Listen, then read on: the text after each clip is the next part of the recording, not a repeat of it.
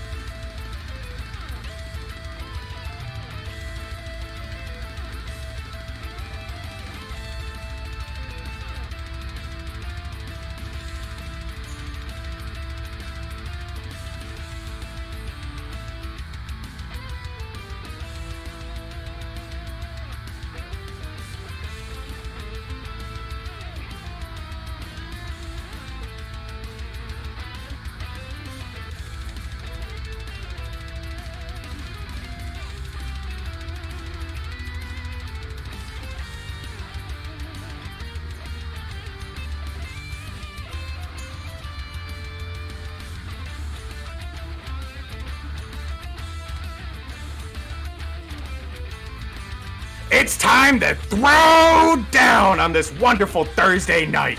The first Thursday throwdown of this THL season and the first Thursday throwdown of a very long time for THL. And boy, oh boy, is it a special one. Our first match tonight is a Wild Series match from the Brown Conference of Duwin from Team Annoy-o-Tron versus memnarch of Hey Loser. And then after that, we have a legacy match from the Red Conference. We have Gkick from Mrgl Reborn taking on Rizen from Chaos Theory. And then at 10 p.m. Eastern, we have Wengor from Corrupted Clown Fiesta taking on urmumked from NoProsHere. And what better casters and op to bring it to you tonight than myself, BrushyMexico, and my host, RonTuna, the one who doesn't actually own a sombrero. Ron, how you doing tonight? Oh, doing good, man. Excited to be here. We got a lot of really exciting matches. I'm sad that I don't get to catch the final one, but I'll be here for the first two. And I mean, just an awesome way to kick off our first Thursday throwdown of the season. Absolutely. And what better op to bring these wonderful matches to than the nicest man, the beautiful, the kindest, the legendary, the Saku. Yeah, I was going to come out with a small rap with Maestro Fresh West for our. This is a throwdown, a showdown. Hell no, I won't go down until we go down. Oh. Damn. Oh. Okay. Well, so there you go. That's all the hype, folks. The show's done. That was it. That was all right. We can't have a good night, everybody. See you later. My wife Ann in the background is going, what? Who did I marry? Who is this guy? She's loathing and embarrassment or something in the background. That's what she said. Love you, honey. Nice. All right, let's hop into this wild match of memnarch versus Duwin. Run through the deck list here, Ron, for us real quick for memnarch. Oh, double warlock band, so by the way. memnarch has brought a warlock featuring Dark Glare, the engine that makes everything go, a whole bunch of self-damage things, a bunch of giants just getting after him quick. He's got a secret mage. He's got some very aggressive decks here throughout the entire lineup. The rogue and the paladin are both odd versions running Baku, changing that hero power to the smorkiest one possible for these classes. So memnarch's got a very straightforward strategy here. It's get 'em. I like it. Yeah. That's why I let you introduce those decks, Ron, because I know you're all about the Mrgl face. Mrgl face. And against him, Duwin has brought the Reno special. That's right. 4 Reno decks here. We have Reno Lock, Reno Mage, Reno Hunter, and Reno Priest. So the Hunter is not the even Reno Hunter that we all have seen recently and know is garbage. It is the normal Highlander Hunter here for Duwin. And the best part about all of Duwin's decks is they're all golden. Man loves his wild cards. And I believe, Salka, you said you got some bans for us? Yeah, they're all Warlock bans, so it's Yep, makes sense. Wasn't really a surprise when we were doing our chat there, so it's good. Understandable. Get Gul'dan out of here. So do you have does Mr. number 85 RonMexico in Standard Legend have does he have Do you have memnarch added? memnarch yet? Mr. RonMexico? Still waiting on memnarch. I've got Duwin. Okay. So he should be adding you shortly. So yeah. So the reason why go on. I was just going to say. Okay. Oh. I was just going to give a quick rundown about why each deck was banned while we were waiting. Yep, give her. All right, so the Reno Lock is banned here from Duwin is because it's probably the best one into aggro. You got early things like Corrupting Mist, Defile, Doomsayers, Dark Skies, late game stuff, late game big demons that just block the road for the aggro, and a ton of life gain within it itself outside of the Reno.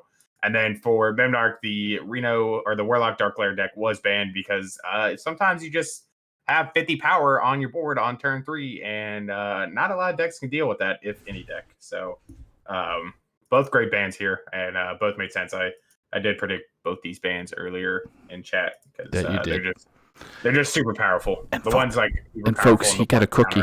He got a cookie. Where? See? I don't see no cookie. It's in chat. Oh, which chat? Nice. I'm gonna go find it. All right, I'm gonna get the players to rock and roll here. So memnarch is gonna be on the bottom. Our first to spectate for our casters here, and Duwin will be on the top. Nice. All right. Now, Ron, what do you think we're leading off with here? I was literally about to ask you the same question. I think this is going to be the mage from memnarch. Secret mage is just, you go turn 1 Cabal Lackey into Rig Fair Game and just a completely broken combo there, and needs to be looked at for the wild aspect. And then for Duwin, I'm going to assume the priest will actually come out first.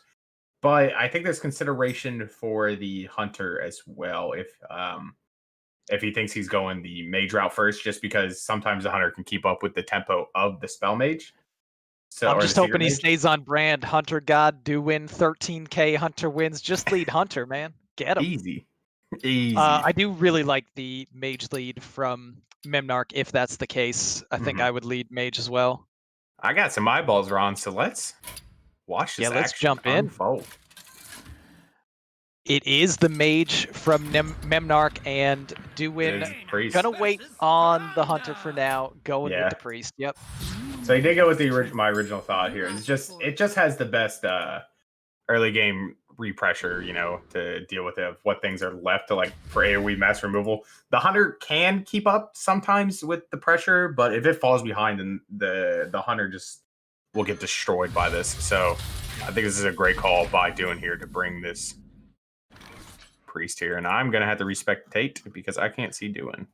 No big surprise. So Duwin leads off, just equipping the Sphere of Sapience first. Always what you want to do early. Get to control your draws a little bit better. Offered Blood Mage or New Fate. Blood Mage, good. Take Blood Mage. Probably just gonna play it, right? Yep. Just throw him out on the board. Yep. Get that draw in. He's looking for his ways to bridge this early to mid game into the later game for him to try to turn it around with, say, a Psychic Scream or the Anduin Hero Power. So yeah, memnarch had an option to actually play coin the previous turn to try to set up board superiority and maybe even try to get that rigged fair game off faster, but prioritizing coin here throws out the 2/3, of course, just dies, and gonna take it a little bit slower. Kind of awkward here as a decision point for memnarch. He's got double. He could go, so he might think maybe go rigged fair game into the occult. I like that play too. Actually, I was thinking he might do that because the fair game almost certainly would not go off with Blood Mage hitting face, guaranteeing the secret is still up and enabling the conjurer to summon 2 4/4s on turn 4 is a great opening play. But elected otherwise, we'll see what his plan is. I like this plan too, because if Duwin removes this, it's just get some draws out of your deck that are pretty bad. Yeah. So And meanwhile, Duwin just doesn't really have anything that he needs to do yet. He's like, okay, you're the aggro deck. Turn 4. I haven't been hit yet. All right. What you got? I like this. Yeah, we're probably gonna see Black Mage Black coin. Mage coin out. Yeah, rigged fair game. Fair game for the draw. Yeah. The way he plays Ice Block. Okay, thank you. I know. He's memnarch. He's not playing the Ice Block there. Yeah. Oh, that's right. I forgot Duwin is in favor of the early Death Rattle stuff of the Dead Ringer. I wonder if he's playing Twilight's Call as well in his list. He is not. So he's just playing Dead Ringer in there just to draw Thalnos? Is that it? Oh, and Sludge Belcher. List. What else? And Cartoon Defender. So some good anti-aggro cards actually built in to that for the Dead Ringer. That was a nice potion of madness there for Duwin. Doesn't allow memnarch to get that secret off from the mad scientist. All right. See what the draw is. We got a counter spell, Curator, and explosive. Yeah, all pretty good, especially along with the valet here. Yep. memnarch can just start playing some cards for cheap. Yeah, the only question is here is which one does he want to play? If he wants to play the counterspell or the explosive rune. I mean, he does know that there is a Blood Mage Thalnos in Duwin's hand, so this is just deal 5 to the face with the explosive rune, most likely. But the counterspell could be a better use. You wonder if you maybe need to block something. Oh, interesting to just go ice block here. I did not expect that. Oh, I think we're doing this to set up the... no, this makes the most sense. We're going to set up the Conjurer and Cloud Prince. Because it's not going to get popped unless they get step first. So, I think that play is better. Duwin finding a massive power card here. One of the main cards he's looking for in that Shadow Reaper Anduin sets up the late game kill him. Yeah, so I think in this matchup he can't go Anduin until he finds Raza. Oh because yeah, you can't afford to lose. You don't want to lose the healing. Mm-hmm. Yeah. If this Sludge Belcher lives, he's probably going to Seance this and just throw down another one. Put up a wall of dumb taunts in the way. And hopefully find that Nazar. That maybe is just a consideration right now for memnarch, thinking about, do I just need to throw this Cloud Prince out to remove this? I mean, he can remove it with a ping. He's just considering... Yeah, it just doesn't get through the 1-2. Doesn't really need to deal with the 1-2, though. This is perfectly fine. Death, not good against a bunch of 4/4s. New fate it is. Oh, there's Raza. Oh, wow. That's a pretty good one. Yeah. I think you'll take the loss of durability off of Sphere to grab, I don't know, just the perfect combination of this and the other card you're holding. Just right on curve if you wanted. Yeah, the most broken 2-card combo in all of Hearthstone history, outside of Force of Nature Savage Roar. I would argue it's pretty close. The OG Savage Roar Force of Nature combo. Not the new one. Holding back on the attack with the slime too. Just got to double check if memnarch's list runs. It should run a one of Flame Ward, right? Oh, maybe not. I don't see a Flame Ward. That may have just been a mistake, like a tiny mistake, but just a little bit of a mistake there from Duwin not pushing that extra one. Yeah, Insight's not bad. I guess it's not horrible, but it's not great. Alternatively, you do lose your last charge on the sphere, which could be relevant. So that could be another consideration. Just I kind of have to take this insight right now. And of course, it gets counterspelled.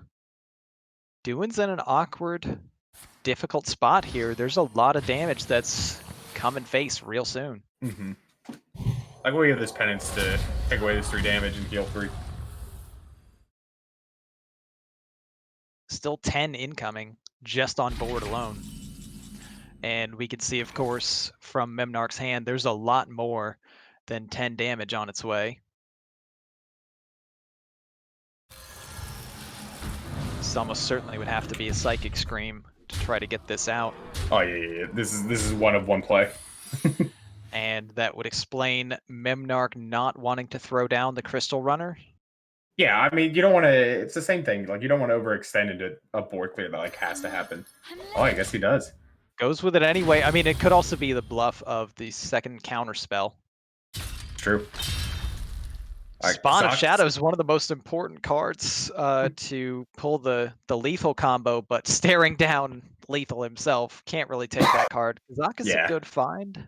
Yeah, Kazakus is a good find, especially if this Psychic Scream goes off. Leading Seance here just to test for counter. Mm-hmm. And then gonna Psychic Scream. Yeah. Alright, sees it go off, and there goes the Psychic Scream.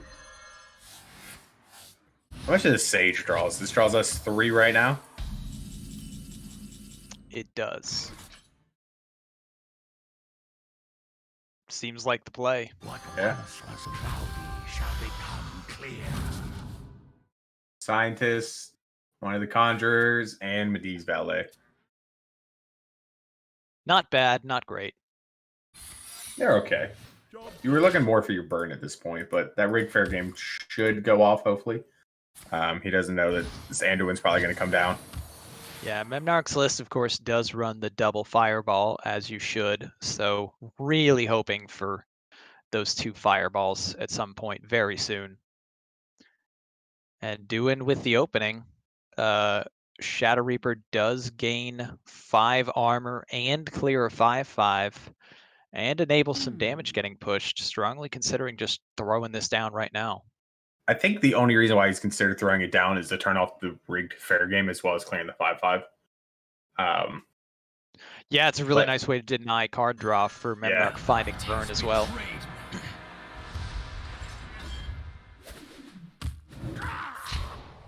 If he wants to, he can get another shot with that hero power. But yeah, this will die to the explosive runes. Yep. Hanging out at 16 health, not too threatened just yet. And here goes the machine gun. Memnarch is on a clock. That's all right. Well, only 3 cards in the hand. Memnarch's pretty okay with him being Anduin at this point. Because you shouldn't be taking too much damage from the machine gun here at the moment. Yeah, Duwin doesn't really have a major engine that just sets this up for massive damage just yet. Yeah. Another explosive runes. It's a tough Christmas tree sequence for Duwin to try to navigate. He should It is open list, so yeah, he should know. Yeah. Because I think the only one he needs to figure out if it's like duplicate versus like the other ones. And he should figure that out here shortly. I don't think you'd even be too worried about duplicating a Conjurer anyway. No. It's not a burn card. Does it go face? I'll take it. Yeah. Decision points made easy. Does it go face? No, goes it's for the fine. 5, right? Yeah, 5 to try to tempo out. Oh, misses the armor though. What did we take? That's pretty big. Yeah, he Summon picked 2 that friendlies really fast. and deal 4. Duwin, I've never seen Duwin take a slow potion. The summon 2 friendlies though, I mean, it could be Defender, and that's massive Could for be this double game. Defender. Could be. Do we have lethal? No, we don't have the mana for it. Oh. Very close. If this was a fireball instead of a Cloud Prince, Duwin was dead this turn. Is he? Are you you're ignoring the 3 healing from Defender though? Yep. Yeah. I did, but like, I mean, and it didn't work out. It is close, and you know, Memnarch is able to push this 4 with the minion, which is huge in the importance for this game here. Just being able to actually stick a minion connected face with all the burn that he's holding. Going for duplicate and a Cloud Prince. Yeah. Yep. Send a face. Down to 10 for Duwin.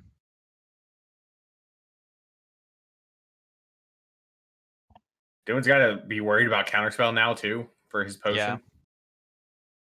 I guess you probably lead palm rating. I kind of like pinging face Spirit. Yeah, the Spirit Lash seems important to heal up here, given how much damage he's taken. There's palm reading. We see the counter spell. And the hero power does not refresh, for those who don't know. Now he could play the Cleric for more healing on the Spirit Lash and then ping the 4/4. Yeah, so he's arguing over does he want the heal on the Spirit Lash or his potion this turn for the NoProsHere plan. Looks like he wants to play the potion. Yeah, reasonable as well. Just Yeah. use the mana as efficiently as possible. 4 damage to all minions. Oh, okay. Yeah, testing as well the duplicate. Yep. If that before actually going in. Nicely orchestrated by Duwin, pushing as much damage as possible, clears the board, summons minions, see if he gets defenders. No. He does not. No defenders. Fireball off the top is the game. This might do Fireball it. off the top. Fireball right off the top. Top. And that's 15 max with the valet. We'll see if he chooses ping to be fancy. He's probably going for the or exact. the overkill. Yeah, he wants the Yeah. exact. There it is. Game 1 in the books. Memnarch's Secret Mage takes the victory over Duwin's Highlander Priest. Yeah. That's the Highlander's Priest. Probably worst matchup. So they should be good. The odd rogue does have a chance of slowing down the Highlander Priest because of Beneath the Grounds, turning off those early Highlander effects. So I assume we'll probably see that next. Seems reasonable. From Memnarch. Yeah, Memnarch really just deciding odd rogue or odd paladin here. I think both are fine choices. And going with the rogue. With the rogue. Should bring back the goes priest. right back with that priest. Yep.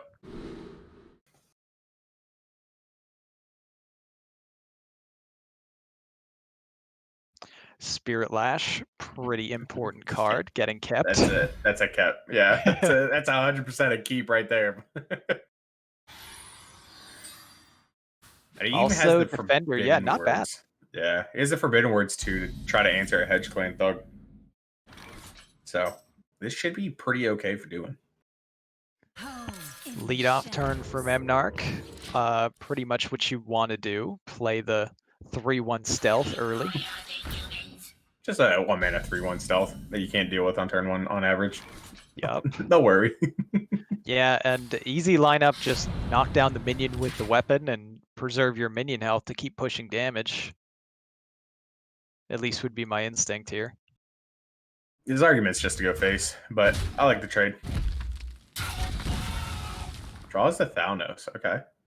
That's going to be huge. Still stealth. He was thinking about for a second not attacking. I had to double check his list just to see if he actually ran the Greyheart Sage. Yeah, Greyheart Sage. He does not, though. Nope. So no reason to hold that stealth. Is someone injured? Big pickup for Duwin here, finding the Blood Mage Thalnos in hand to go along with the Spirit Lash in hand. Yeah, pick that off the Dead Ringer there. And I like this NoProsHere Cleric play here from Duwin. Save the Thalnos for the Spirit Lash, and it just contests a lot of other early game minions from Memnarch pretty well. And the hero power can't kill it alone, so that's also another huge plus. That's Memnarch really wanting to push face here. Wondering if there's ever more of a consideration to trade off that Cleric, but just going to ignore it. Face damage too important. Yeah. Get him. And this is a huge turn for Duwin. We trade the NoProsHere Cleric off and Forbidden Words the Hedge Clan Thug. Yep. Makes a lot of sense. There is an option for Memnarch to just coin J-Bar right away. Probably, yeah. We'll probably Hold see back. the double ones hero power. Glyph is huge. Yeah, Glyph is potential burn. The other two are not. The Arcane Blast, might be considering it because he hasn't seen, because he knows there's Death Rattles of Cartoon Defender and Sludge Belcher in the list for Duwin, so maybe he was considering that to try to get through one of the taunts. Okay, Memnarch also holding back the weapon swing here. Not really worried about any kind of weapon removal. You can just keep refreshing that. Yep. And obviously not going to be re-equipping on this next turn, so fine to hold. What makes something? There's the J-Bar. And let's see what's in the Ooh. Janda's box. Not great. 2 low Yeah, that- rolls. That spinner does not get to have the secret death rattle as well, so it is just a 5 mana 5/3. Well, that penance is huge. Duwin can clear the whole board if he wants to. Now. Yeah, he could guaranteed if he wanted. I mean, you'd kind of have to go Thalnos Spirit Lash Penance, and Yeah. it doesn't seem all that worth it. What is Elun's will? Good amount of considerations here. Probably doesn't love the option to just throw a defender on the board. Maybe it is the Thalnos Lash Penance play.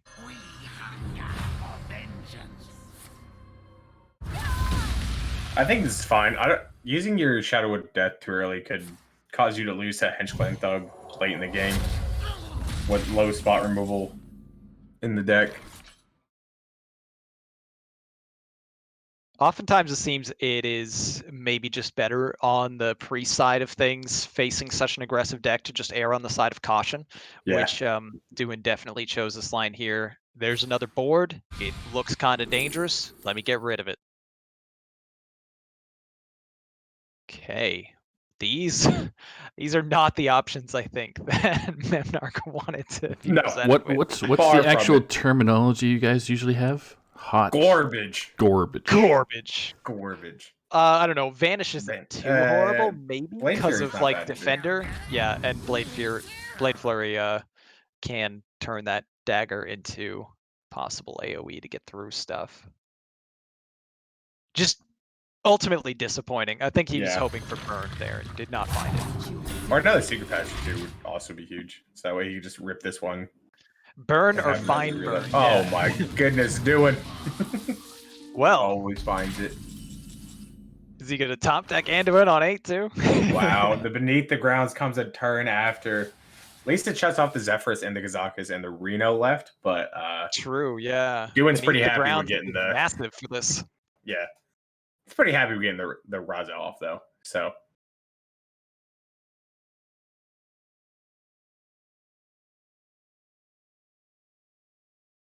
Decisions here. So many options. Can't be feeling great for memnarch at this point. At least he shut off the Highlander effects with that play. But the rest of the turn is a bit difficult. Maybe looking for this Plunderer to clear the Raza.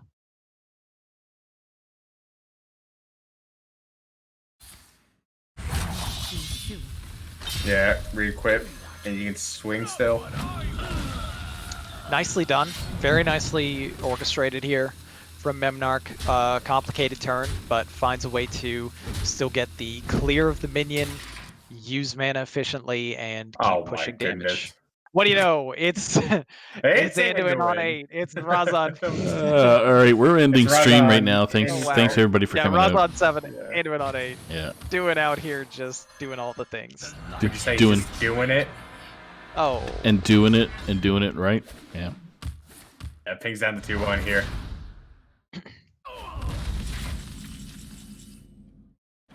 Probably 800 times because he used to play on Sage's team. Oh, yeah. You're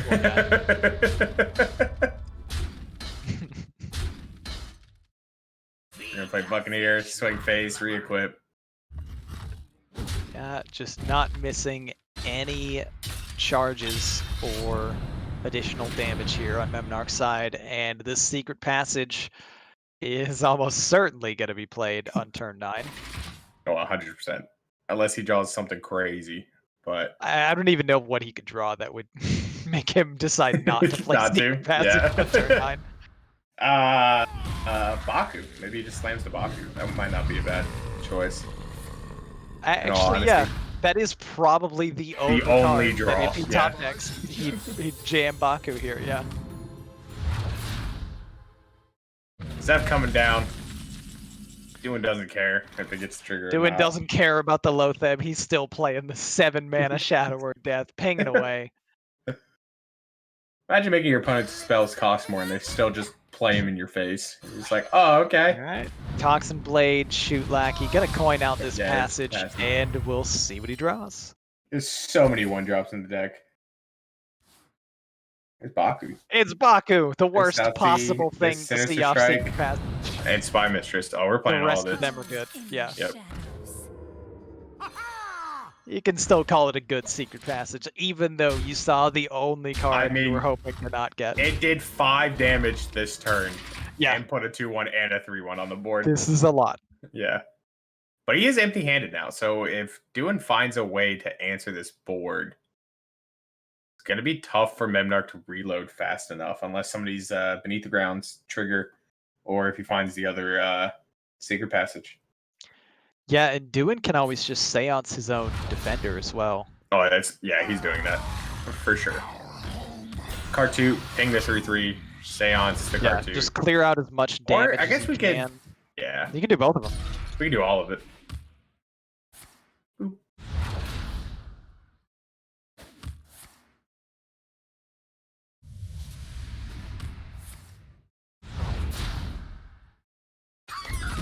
There we go. Yeah, take away as much Oh, damage Secret as Passage off the top. Wow. Oh my. Okay. Well, let's see what's in this one. Baku again, calling it now. No, there's no Baku in this one. Okay. It's not bad. So we can Obviously just play all the cards. Yep.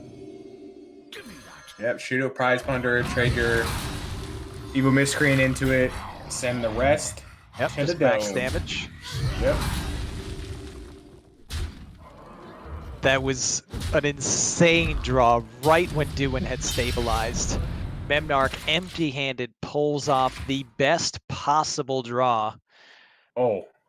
Speaking of best draws, Yeah, Nizal's pretty good. That's 2 that Cartoot brings defenders and a 2 Dead defenders Bringer. right And back. You Thanos? just have to do it, right?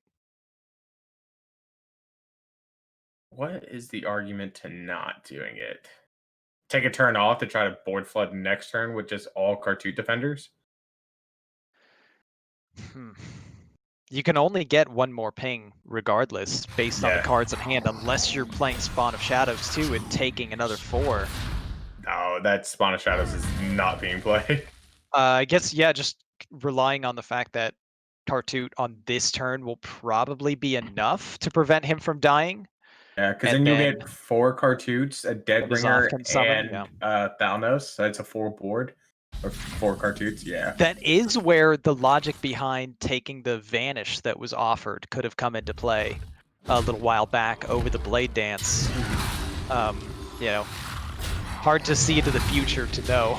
Yeah. But that this looks like it's probably going to be fine for Duwin here. How does memnarch get over the top from here on out? Just another Sinister Strike and that's it? Yeah, I'm looking at the list and I Yeah. think this is game over. I think Duwin just locks this up with 4 Cartoot. 4 Cartoon defenders Yeah, on the board. and there it is. Memnarch knows he's been beaten. Gets out of this one. There's no getting through that heal/taunt Reborn wall. So we are tied up 1-1. Duwin gets the Highlander Priest through. Are we going to see Odd Rogue coming right back? Duwin's got Mage and Hunter left. So I think if it's Memnarch, Mage, of course. I think if Rogue if Memnarch thinks he's bringing Mage, then he brings the Odd Rogue back. Memnarch is switching it Nice. up. This He's is what going he with the wanted. Paladin. Yeah, this is the matchup he wanted.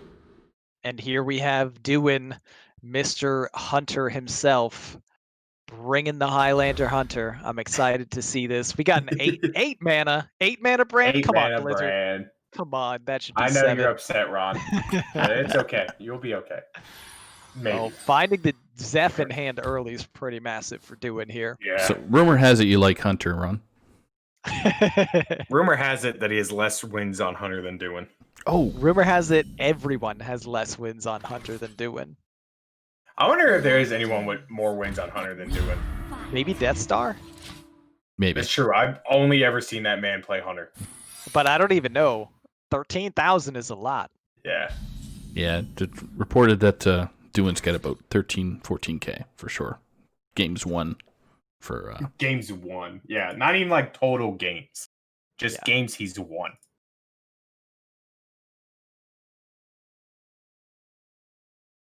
All right, so pretty good hands for both of these players right now, and decent openers. Oh, that's a terrible beast. Yeah, disappointing Wandering Monster for Duwin Yeah. here. A 3-mana 1/3. You know what's Brutal. funny? It is the card on the art, though. Actually, that's a great point. That's fantastic. So you should have known that was coming, right? Like it's on Touche, the Tuna, card art, touche. right? Like... Yeah. Play Wandering Monster, you get a Rummaging Kobold. Easy. Yeah, easy. All right, here comes the muster for battle. Yep. Such an insane card for Paladin. I think memnarch's hoping to stick as many of these Silverhand recruits this turn so he can coin Quartermaster next turn, would be my guess. If most of this gets answered, he'll probably like coin Carnival Barker, press button. Yeah, there is some actual reasoning to just play Zephyrus for a full clear right now. Yeah. To block the setup coin Quartermaster. Duwin wants to do it. He's going for the mage spell, Arcane Explosion. It's offered. Oh, yeah. 100%. Take him out of here. Anytime you take the full board clear here against Odd Pally, it's so good. Especially if you're ahead on board, too, as Duwin is. But Odd Paladin just has so many ways to draw, refill, flood again. That's a huge... Oh, yeah. wow. That was a huge pickup finding one of them. Finding two of them. That's nasty. I wonder what Play he does one, here. press the button, play another one. I wonder if he think about Carnival Barker coin. Yeah, Tour this guide, is nice press as well. it, yeah. Tour guide gets the buff. The Silverhand recruits get the buff. Max flood, max stats. Yep. And then turn 6, his turn 6 play can be Tour Guide and the button and the Quartermaster. This also gets cards out of his hand to try to set up for this Divine Favor eventually. But and the Barker, of course, is a massive threat that needs to be dealt with immediately. Yep. And you never want to leave recruits on the board, so yeah, pretty straightforward Zixer trade and Zeph trade.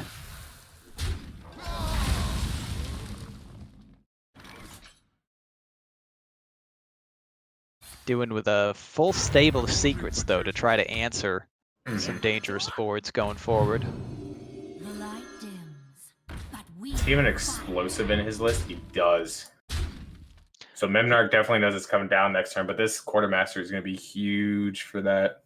Yeah, holding the explosive to answer the board, and then Quartermaster just says, I don't care about your explosive. Yep. Do you still live? I'll use some tough Silverhand recruits. These are my top men. Okay, Duwin thinking about leading with tracking over like a triple secret play. Thinks better of it. Let's see what's in his list that he'd want to track for this turn. let none survive. I mean, if he had Cloaked Huntress, he just plays all of them for free and puts a 3/4 on the board. He does run Cloaked Huntress, so maybe that was a consideration to try to dig for it, but then you miss out on being able to play one of them. And at the very least, this could give Memnarch some pause. Yeah. You see But it's he cat, knows. pressure plate, and explosive up. Yeah. I just don't see a world where Memnarch doesn't just jam the Quartermaster here. Yeah, Hero Power Quartermaster. Yeah, just clearing out board space for the Quartermaster to come down to max buff. Yep, because you got to know Duwin played the explosive. Like, you know Duwin had all the secrets in his hand. Yeah, and So- nothing dies to this board now. Or to this explosive. Yep. And this is just brutal for Duwin to have to try to deal with. He's already used the Zephyrus. This is a lot of damage incoming. You have a Ziliax next turn that can regain his 6 health, but like...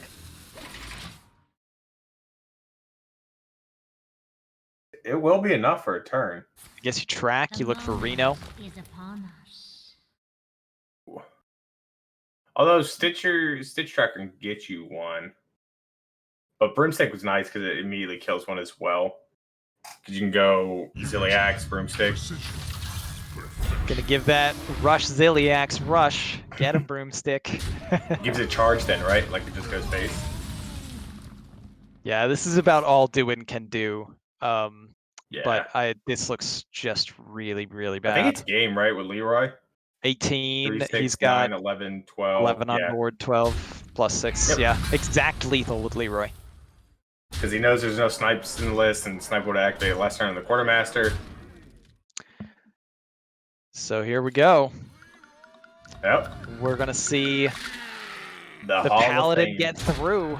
It's down to memnarch's Odd Rogue trying to find that final victory against Duwin's Mage and/or Hunter. Yeah, I assume we'll see the Mage here from Duwin over the Hunter. I have not played enough Wild to know which list is going to be better into Odd Rogue So here. the thing with the Highlander Hunter and why the Hunter or why the Odd Paladin wanted to see the Hunter more is because there's just less AoE board clears. And But Duwin disagrees. He's jamming that Hunter again right away.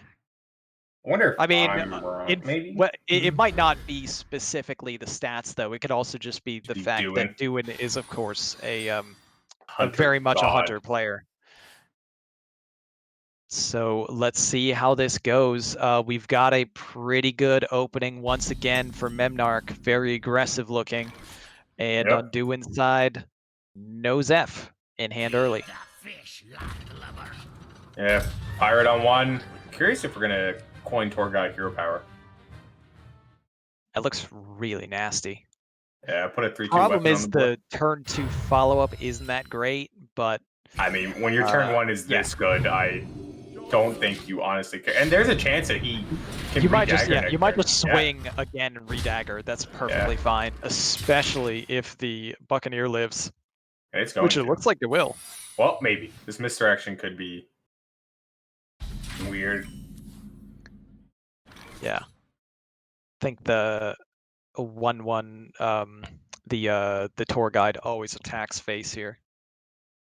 So he's got to think about explosive trap. So I do like this before swinging.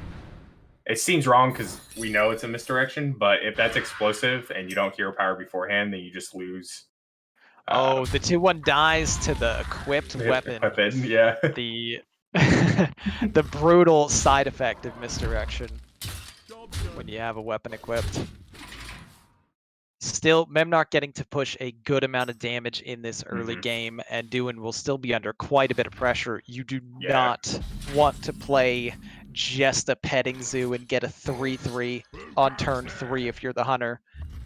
When you're forced to, you do it, but it is so far from ideal. Yeah, Spellbreaker back down to a 3/3. Yeah, Duwin, I mean, not really presented with a whole lot of options here, and this is getting out of hand fast. Gonna maybe play the Deadly Poison as well. Could be considering like activating Miscreant for a future turn, but the turn 5 Lotheb seems so good that you can probably just play your 2 1-mana things right now.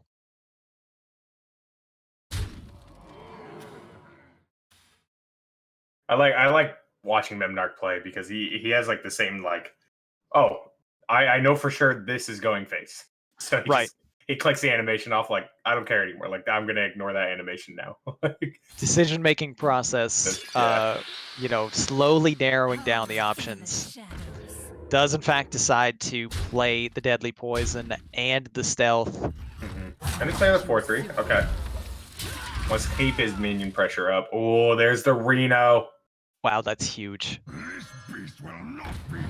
And the Wandering Monster in hand to keep a little bit more damage off probably has to be the play here. And then Reno for the bailout.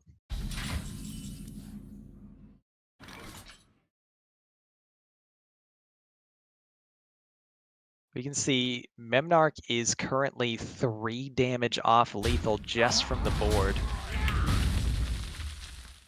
A little bit more now, obviously. Yeah. Did Playing not around want the to explosive. Yeah, I Oh, didn't want to Flappy try to go Bird. for the Mrgl out with the Wand Thief. Flappy Bird. I'm sad Flappy Bird died. That minion's so ridiculous. I hate that minion. Ugh. Okay, so memnarch electing to just dig through the deck, looking for more damage, finds bad. more damage, gets to push an extra 4 right now because of that secret passage. Yeah, and then this Reno's just gonna come down, and Memnarch's gonna be real sad. Choose soon. Thinking about not swinging. Oh, because he's not gonna re-equip next turn because of the Lotheb Wand Thief turn.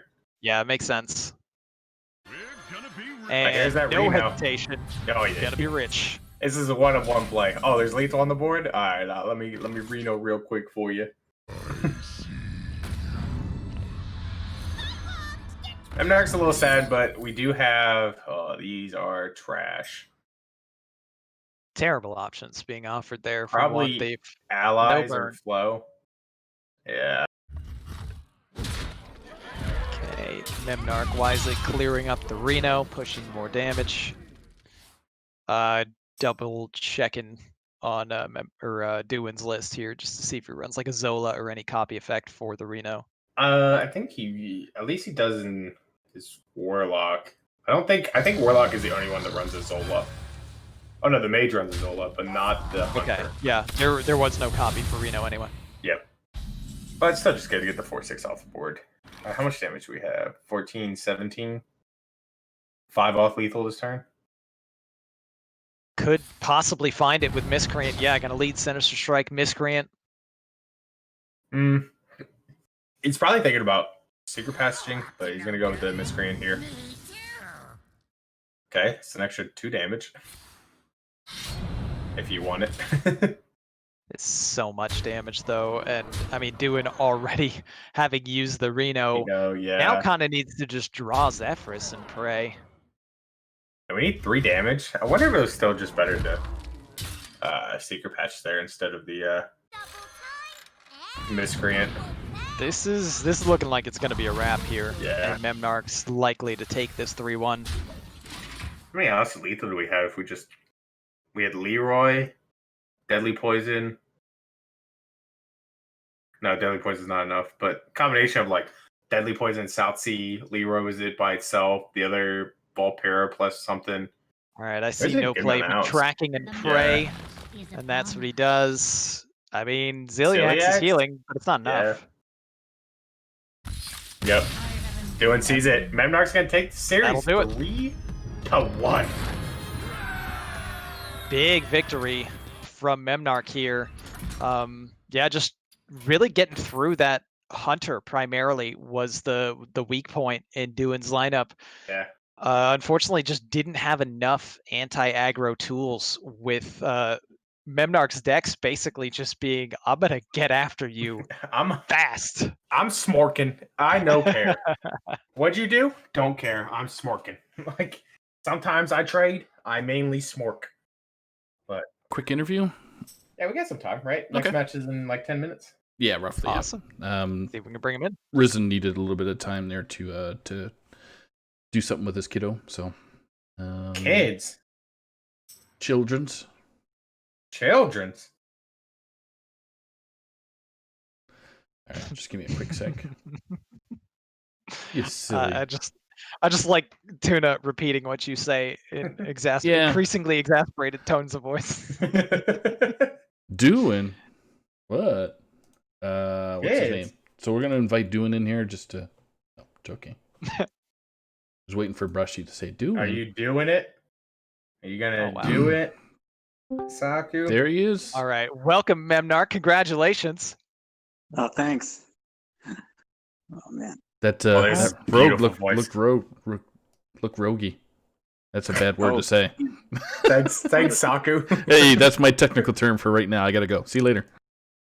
All right. Yeah, I really like that auto rogue list. Like the Sinister Strikes look really awkward until you realize it's the only way you beat Dark Glares, and then you're like, you kind of have to run them. Yeah. You'll never take them out as soon as you beat a Dark Lord Sinister Strike. I'll tell you that much. Yeah, absolutely. He put himself down low, and you just go, "Oh, an extra 6 damage over the top? Yeah, I don't care." Like, here you go. Nice. Yeah, it's actually Secret Passage has literally made Sinister Strike not only like meta, but most likely correct. It's kind of Yeah, I insane. mean, the Secret Passage made all 1 mana ideal damage cards insane, to be honest. Oh, I can just get 4 random cards from my deck? Yeah, sweet. Yeah, let me play all these 1-drops real quick. Yeah, but very nicely done overall. I like the lineup. Very, very much just I'm gonna come after you quick and just beat you down right out of this game, and it paid off big. Tell me a little bit about. I think one of the more interesting and fun ones was the Paladin versus Hunter, like towards that point where you had to buff around explosive. I'm guessing the absolute setup was, coining the Quartermaster. Then he had the Zephyrs to counter, but you still just had it right afterwards. What was going on in that game? Oh, I want to threaten Quartermaster on turn with the coin. You always like this, even if you don't have the threat of it, or and the threat of a Blessed Authority against Hunter just kind of kills them. So it's always good to bluff it, even if you don't have it. And yeah, well, like you said, like I was thinking, like, how do I lose the game from this point? Like he needs to have Zeph or Explosive, and how do I beat Zeph or Explosive? Well, I can't really beat Zeph with the board I have. I'll just have to rebuild after Zeph. So I kept the. That's why I That's why I played Crystology when I did and tried to set up a decent board into the Zephyrs. Mm-hmm. Right. Like I need to come back after it as strong as possible. So that's why I held off doing that the turn previous. Because I could have taken a bit of a risk and played Barker with Righteous Protector that turn, and then hope to have the Barker survive. But then I realized I was just too weak to everything, so I need to have Barker plus at least 2 or 3 minions, and that was easy with Crystology. And it also allowed me to get the second tour guy, which set up perfectly for the Quartermaster. Yeah. Like Odd Paladin sometimes is the easiest deck to play in the game, and sometimes it's like you need to think like, how do I beat these cards, and like how do I set this up, and I'm behind, how do I get back? Like this is so much. How do I not overextend? How do I Yeah, I thought that was fun to watch because a lot of times, at least in certain skill levels, maybe you see Odd Paladin, they just jam cards as fast as they can. Let me just press the button as often as possible, throw all these cards out there, throw them at your face. But it was really cool to see like the levels of planning that went into those turns. Also, I had the coin every single game, if I remember correctly. You did. I was really upset. Yeah. I was really upset. Like I was beyond triggered. Like it's just funny because you don't want the coin and Duwin wants the coin. Yeah. So like you both got the exact opposite of what you wanted for the decks you brought. Mm-hmm. But yeah, I noticed that he has Sphere Sapience, and like the first game against Reno Priest, I was like, you saw me keep the Rig Fair game in my opening hand with Archaeologist, right? Yeah. Yeah, that was like Rig Fair game's how you beat Reno Priest. Like you saw at the very end, he had 2 cards in hand, and I had 8. Yeah. Yeah. Just able to outvalue him so fast. Secret Mage is disgusting. Yeah, like, it is. Especially when you get the Cabal Lackey turn 1 with it. I mean, the only loss for you was to a massive taunt wall of Kartut defenders. So I think the lineup decision paid off really well against Duwin's lineup here. The full Highlander just had a really hard time being consistent enough to answer all the aggression. Oh yeah, he played like I even on game 2 I 100% Secret Passage for the Beneath the Grounds. Yeah, and then I whiffed. He played Roz, and I top decked it. Oh man. Oh god. Yeah, what a great 1-2 punch, and then he top decked into the turn after. It was just like, oh, okay, that's fine. But I mean, if you told me going into this match that the only game you lost was going to be the game that you ran out of cards and then top decked Passage into top decked Passage, I'd be a bit surprised. That was pretty funny.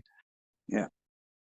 I do have one question, memnarch. There, it was at the end of that last game. There, you played the miscreant over the secret passage, even though you're only off lethal by like 4 damage. Did you just not want to go for it, and you're just like, this board's good enough, I'll win next turn? Or Yeah. I figured I'd play to the board. Like secret passage was a long shot, and chances are I'd get either nothing, or like I had Barov in the deck still. I had 4 slots on. I had, was it 3 or 4 minions on board? You had 4 before the miscreant, so yeah, 4. Yeah. So that just means that like I could get stuck with basically having to choose between like what was it? What was my logic behind that? Like I wasn't getting lethal. Secret Passage was way better. Like I could whiff if I like Secret Passage while hit is really good. But I just felt like Secret Passage didn't do anything in that situation. Like I was just going through my head, if I get double Sinister Strike, I win the game. That's unlikely. If I get what was it? Did I have enough mana for Leroy? Yeah. Yeah, if I got Leroy, I think I won. It was Leroy. It was, and then any combination of your Deadly Poisons, South Sea, and Volperas were all lethal. That final turn.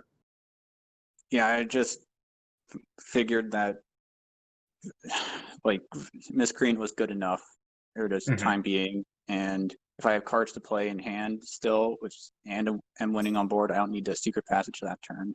That's fair. Okay.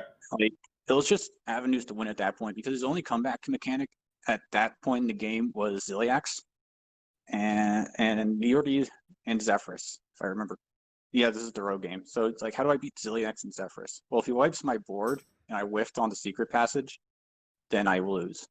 If he, I can probably beat Ziliax. I think I did beat Ziliax by just by just just doing what I did.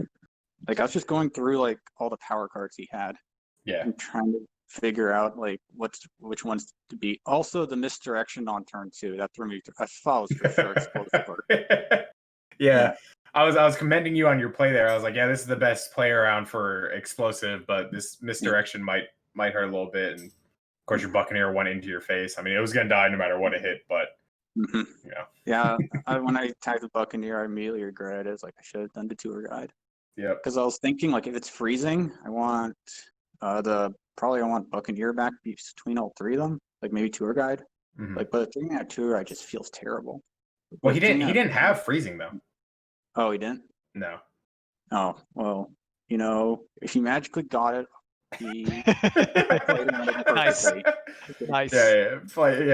Playing from cheating in the game. Here's a freezing trap. Yeah. That's so ingrained to like play around trap. Yeah, maybe. Even when you have open deck lists and there's only certain secrets, you're still just like, but what if it's freezing? What if it's explosive? Just every time it's just like, oh. I think obviously like there were very, very minor micro plays like that one that could possibly be questionable, but overall, like I think the macro lines that you took and the game plan was pretty clear, and it was very well executed and paid off to a nice 3-1 win. So congrats again. Yeah. It felt weird attacking with the 3-1 stealth minion on turn 1, just face with it, because I've been playing Arena, and you hold that. Arena. Oh no, memnarch sabotaging himself by playing Arena. Yeah, so like my Arena's telling me not to attack. Yeah. But my Autorogue's telling me to attack. Like it was weird. I was actually, I mean, if you go back and watch the VOD, I was kind of considering. I was like, why would he? I was like, let me double check. Does he have Greyheart Sage? No. I was like, why is he considering waiting on this minion? Okay, he attacks. Okay.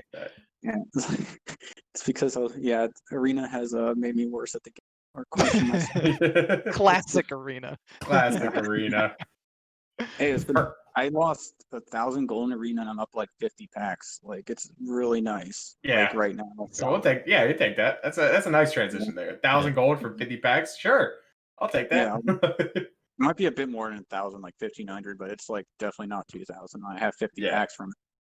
Like Darkglare has literally forced me to standard, and then Evoltion forced me to Arena. So it's a rough, vicious cycle at this point. So Arena's gonna force me to battlegrounds. Yeah. and then to duels from there, and then after that, you're just gonna be playing dungeon runs. Oh god, dungeon run's just the safest place right now. It is. The circle of Hearthstone, as it Yeah. were. But before we move on to the next match, just any final shout outs you want to give before we get lined up for the next one here, memnarch? I feel like Duwin could have easily won, like beaten me if he had a better draw in game 3, I think. Like I was dead to Rexar, if I remember correctly. But so, yeah. like, If he Rexar the turn your quartermaster. Oh, sure, yeah. Yeah, so like I feel he got a bit unlucky there because he had multiple. I believe he had multiple outs from that position, just didn't hit them. Correct. He did. Like, also, I mean, like, there's not much to say. Like, it's Hearthstone. You can only play the cards you're dealt, right? Yep. Absolutely. Yeah. Well, thanks again. Thanks. Thanks so much for joining this, Sir Mrgl. No problem. I'll be here next week too if you want. All right. Sweet. We'll be here. All right. Enjoy your night. All right, take it easy, man. Congrats. All right, thanks. All right. Now we'll move on to our next match, which is the Legacy Series Red Conference match of Gkick from Mrgl Reborn, taking on Rizen from Chaos Theory. Gkick is on a Rogue, Shaman, Warlock, Warrior, and Rizen's on Hunter, Rogue, Shaman, Warrior, and I believe bans are in. They are. They are. So we have Gkick's Rogue is banned with Rizen's Warrior banned. Interesting. All right. So both Shamans are left up. Shaman, not as worrying of a class when you're playing in Conquest. It can only beat you once. This is going to be interesting. Yeah, true. But this will be interesting for a lot of reasons here. We see Rizen has the higher PR, but Gkick has been on a tear. He's 2-0 to start the season, and Rizen's still looking for his first win for Chaos Theory at 0-2. So a lot on the line for both players. Mm-hmm. Pretty close in the standings as well in a pretty tough conference. Red is going to be difficult all season long, so this should be a real exciting one. I can't wait.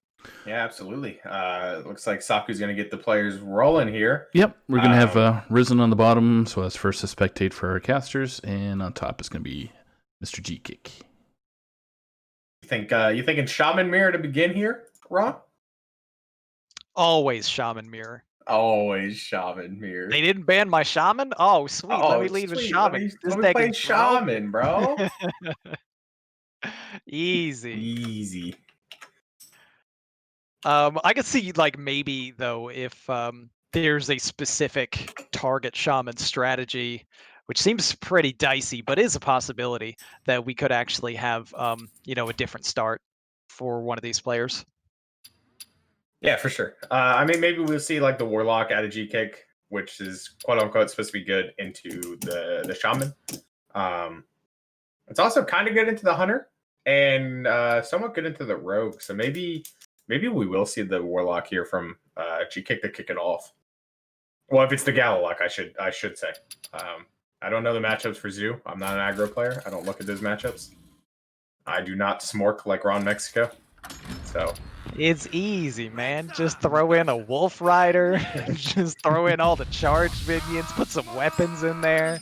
Find some burn. Get them. Get them. Easy. Yeah.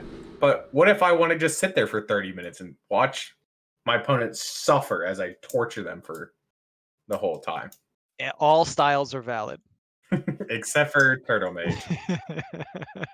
Here we got Warrior and Hunter that are up right now. Warrior for Gkick and Hunter for Rizen. No Shaman Mirror at all, yeah. I didn't guess any class. Clearly on a Highlander Hunter, holding a Dino Tamer brand. No. We're running a 2 of Mystery Winner. And Gkick looks very much like Enraged Warrior here with that Shield of Honor and Warmaul Challenger in hand. I didn't see what the Mo was. It's possible this could be a Enrage / ETC, or it could be just a straight up Enrage. We'll find out. It should be straight up Enrage with the Shield of Honor, correct? Like, I don't normally see the Enrage ETC running Shield of Honor. Usually they don't run Shield of Honor. I'm just saying there's always a possibility. You never know how spicy these players might want to get. True. It is closed deck list, so you can be as spicy as you want to here. Rizen being offered freezing pack pressure plate off this think minion it's- here. Pack looks good. Pack look good, and so does Freezing is freezing. very reasonable as an option. Yeah. But not knowing what warrior you're up against yet, freezing I think loses some value. If you Yeah. knew Gkick was holding Warmaul, yeah, you'd probably pick a freezing. But it gets coined out anyway, so you can't stop it.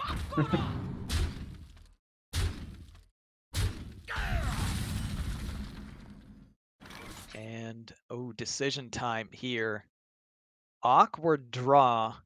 Rizen does not get to use all of his mana on turn 3, which he would love to do. Pack Tactics might just be the safest and strongest play with the taunt up at the moment. Yeah. You assume the Warmaul is going to smack into this the Shima here. So probably not bad. It does feel bad that the Felmaw is going to be a little longer from the Dormant, but it is probably your strongest play right now. Oh, we're gonna Yeah, and copy this Gkick, off no Rizen. hesitation, just copying this 1/7 right now, pre-buff. Yeah. I like this because he doesn't know whether or not it's freezing. Yeah. And freezing would have been brutal for a copied minion. Well, I also kind of like this too because I think with the Sword Eater pickup that's what we're doing next turn. So just spend your mana this turn, make a copy of a 1/7. Sure, it's pretty good against the early game of Hunter most times. Possibly depends on how much is still damaged on the board because that Blood Boil Sure. Brute is active right now. Although we would assume that at least the 2/1 maybe clears the 2/2. Felmaw hero power from Rizen, and now we see how the attacks go. Gonna leave the Brute enabled here. I thought it was a consideration maybe to try to block a Brute play, but just saying if you have it, fine. We're gonna risky Skipper Brute. I like this. Yeah, Push some Skipper damage. Brute is nasty here. That's a very cheap Brute. A full clear of all the 1 health minions on the board, pushing more damage. Rizen's in a real tight spot early. I think we just see the trampling Rhino, right? Yeah, I guess Rhino just kills a Skipper. Yeah. Not much else you can really do. Nothing else in your hand is good. Dragonbane's awful this turn. Intrepid awful this turn. But yeah, there we'll see it. Rhino overkills the Skipper. Does 3 to Gkick's face.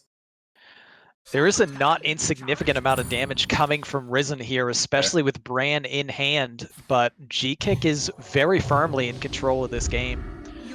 Getting this copy on the Rusher, this is massive. It's just so much damage. It's so hard for the Hunter to answer.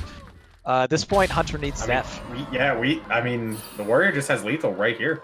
Yeah. Top deck Zeph or die, basically. What can that hit? That ain't it. Explosive, not enough. Freezing, I mean, if it hits like a freezing, it could be enough if he attacks wrong, but I don't expect Gkick to attack wrong. There's just no way to deal with the 16 that is coming from the Brutes, and that's 2 off lethal right there. Yeah. That's what I'm saying. It's like freezing and hope, right? Like hope he attacks with a Brute first for some reason. Yeah, freezing. Like you play Rider gets you freezing, and you pray that Gkick all of a sudden just has a mini stroke or something and decides to go face with an 8 attack with a possible freezing on board. This is game over for Rizen. There's no outs. You gotta play to your opponent's strokes, you know. Maybe they disconnect from playing for the DC. All right, never mind. Yeah. Just Okay. So respect then to Gkick. Like, yeah, I don't have any real outs other than you just playing horribly wrong. So I'm just gonna get out of here and go into the next match without thinking too much about this one. So Gkick 1-0 lead, gets that Warrior through. This will be interesting. What do you think he queues next? Are we finally seeing the Shaman come, or for who? Mixing it up from Gkick? Oh, from Gkick? We might see Hunter brought back from Rizen. He could pivot. I like the Warlock. I thought he was going to lead with the Warlock, but he led with the Warrior there, and it worked out really well for him, being that Enraged Warrior. Maybe I think we see Shaman from Gkick here, just on the fear that Rizen queues up Hunter again, and Warlock doesn't have a great matchup into Hunter. It's not bad though. It's not the worst. Like no, it's not bad. If you have games on Warlock, if you know how to play the Warlock, you definitely can play around the Hunter. I mean, they're and both Reaper, actually. though. They don't feel that great against Highlander Hunter because Shaman, the Hunter, could just get under it before it hits its power turns and just push too much damage. And Warlock, your button damages you and their button damages you, and that sometimes is a little unsettling. That's true, but it is that's Shaman, the fun of the game. and it is Hunter again. Oh, it's the bad Shaman skin. All right, Rizen with a little bit of a better opener this time around with the Battle Mage getting to come down on one. Gkick, though, holding... Oh, wow. Oh, wow. Nasty. He's already holding Desert Hare and Revolve, making for a He pretty can just do nice this looking turn 3. He gets to do it turn 1. Okay, we see you, Gkick. Oh, you 100% do this. It's turn happening. It's happening. Yeah. Oh, yeah. He's playing the coin. He's playing the bloom. He's playing the hair. He's playing the Revolve. Here we go. And Shaman's fine, right? Yeah, and he got fine. Wolf Rider. We haven't even done anything with the with the weapon yet. Look, and we get a blistering rot. Nice. Sorry, Gkick, you're automatically disqualified for this match. This is disgusting.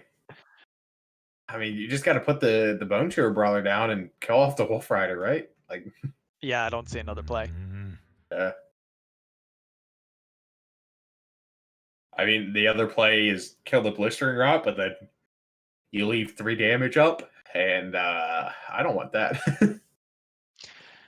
Gkick's too overloaded to do anything next turn, so there aren't really going to be any things that are going to be dangerous for you for what could be in hand that get played. What at best he has another bloom, and it's probably not a good usage of it on turn 2 anyway, even if he's holding it.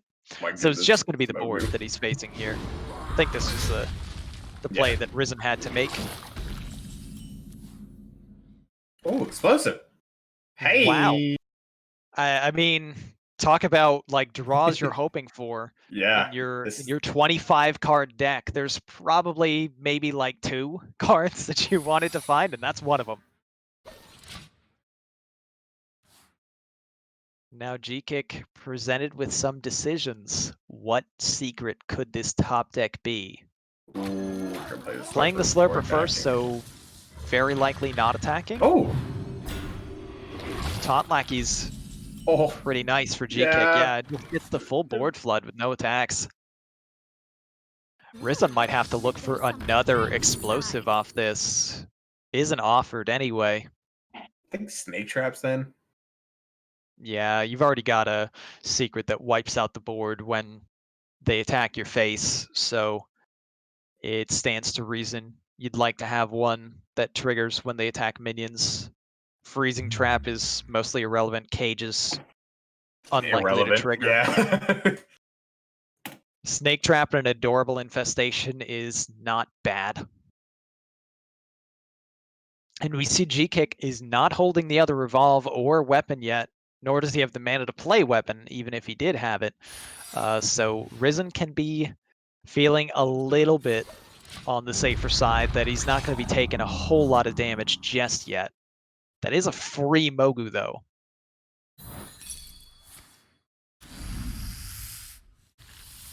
If there was a way it could have gotten more free, it just did. But yeah, Gkick's hand just doesn't really do anything anymore at the moment. All right, next turn, we draw the Nux. Just gonna clear stuff up and wait. We're gonna trigger, okay. Oh, is deciding to trigger this explosive finally now. And this Blistering Rod is so good with the Mogu in hand. Ooh, another minion. Rizen top decking a Snake Trap this time. What can you do? Play a Reader and a Horror? Draw 1? Buff the Reader slightly? It doesn't die on board. No, I think that's the play. Everything else seems too weak. I guess you go Cub, Horror, Snake Trap, but like. Okay, trying to maximize as much draw as possible from this Raider. Maybe holding back the Horror? I don't know if... I think we gotta play the Horror, right? I want to play it, yeah. This is pretty dangerous just with another Snake Trap to activate a Mogu, but he didn't see a punish from the last turn. Yeah. And Gkick just holding cards that on their own are not that good, but made intensely broken by the presence of one other card. Yeah, even a Revolve here off top for Gkick would be huge. Yeah, and with the taunts in the way, there isn't really a good way for Rizen to actually deal with this Mogu either. Obviously a Highlander deck, we've already seen the Explosive Trap get played. Decision point again, do you want to draw 2 cards and not deal with the board, or play a Rhino? Yeah, I want to play the Rhino. Yeah.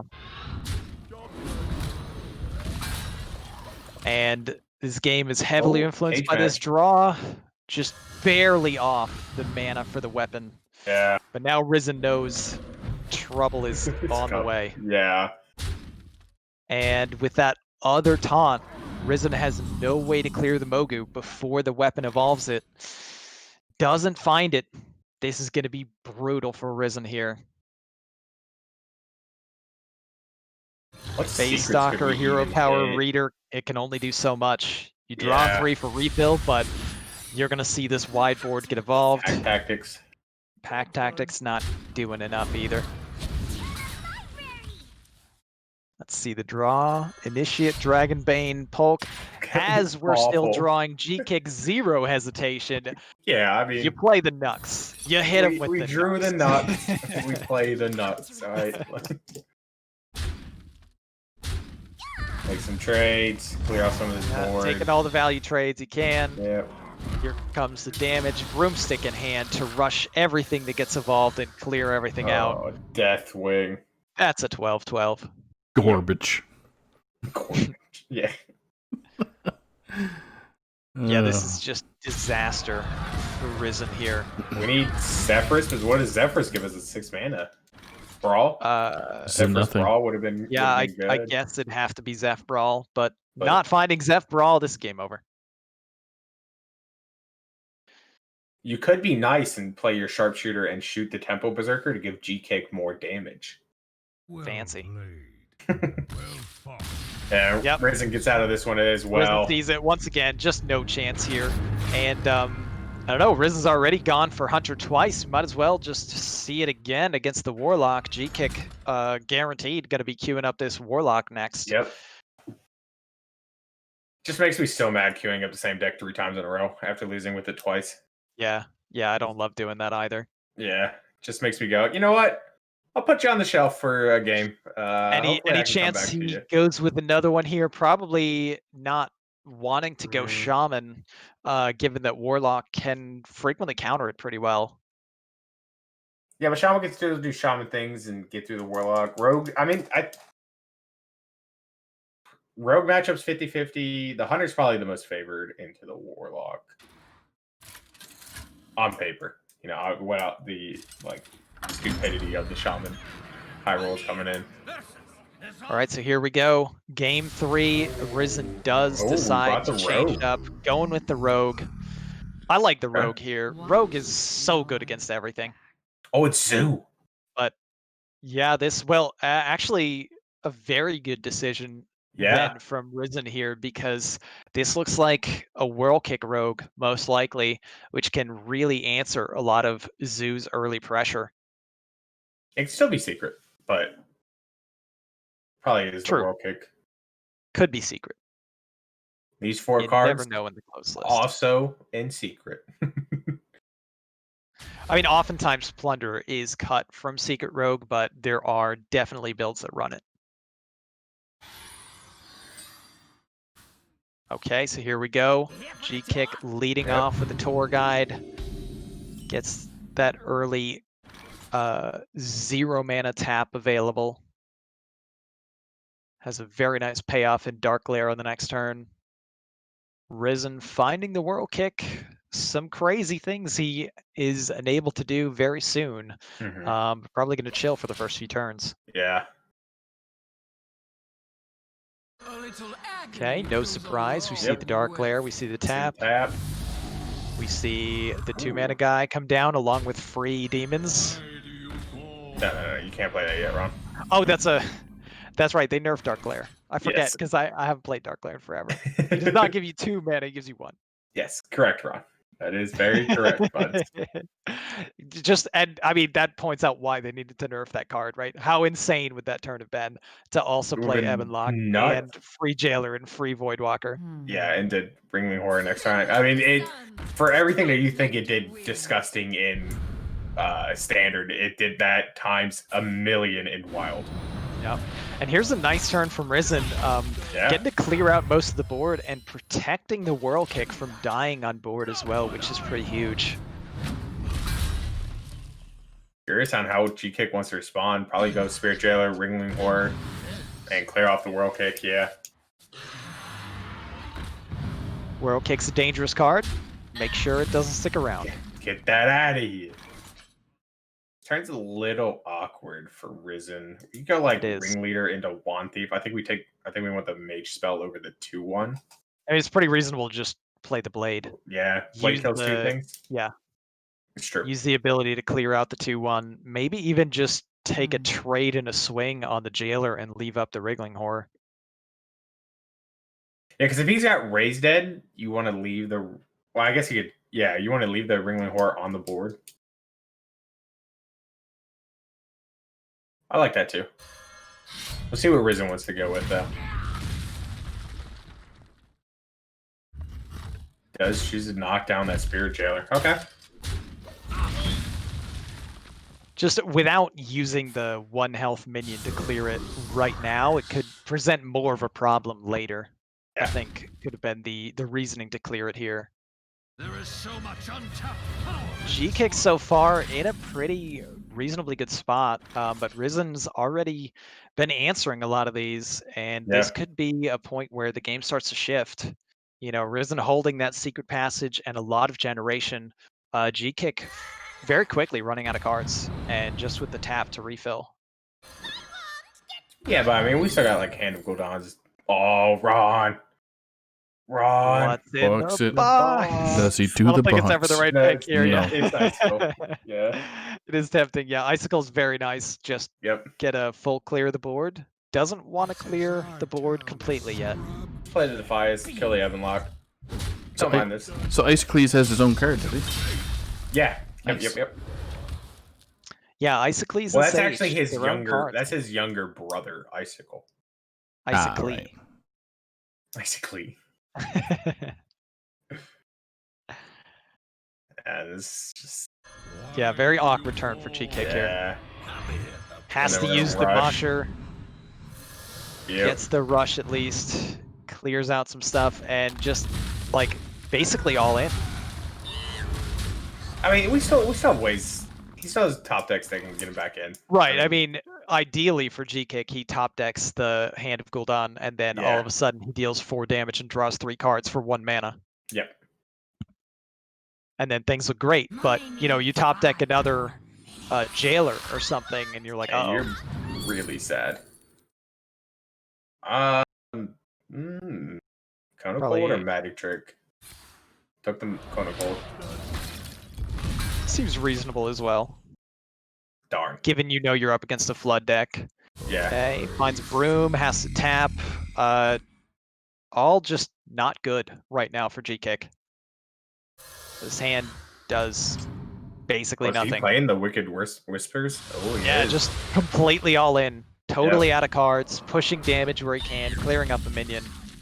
And it's not going to take much for Rizen to get into a very favorable spot here. Yeah, are you questing Secret Passage or Secret Passaging? YOLO questing Secret Passage. See what it gets for 2 mana. If it finds an Eviscerate, oh yeah, Plunderer too. Oh, and Foxy. And Foxy, wow. It's enough to kill the 4/4 with Foxy in the trade. Yep. Which does keep your questing alive.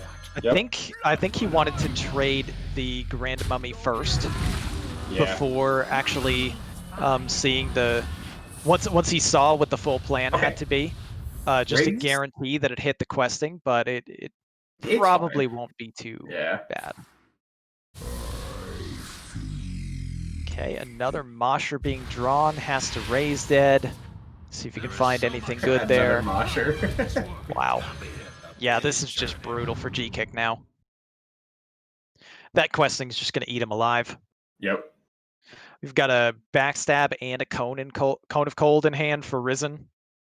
Just almost completely lock Gkick out of this game. Yeah, I mean, Cone of Cold in a trade clears his board. Oh, and a swindle off the What top a for the draw. reload.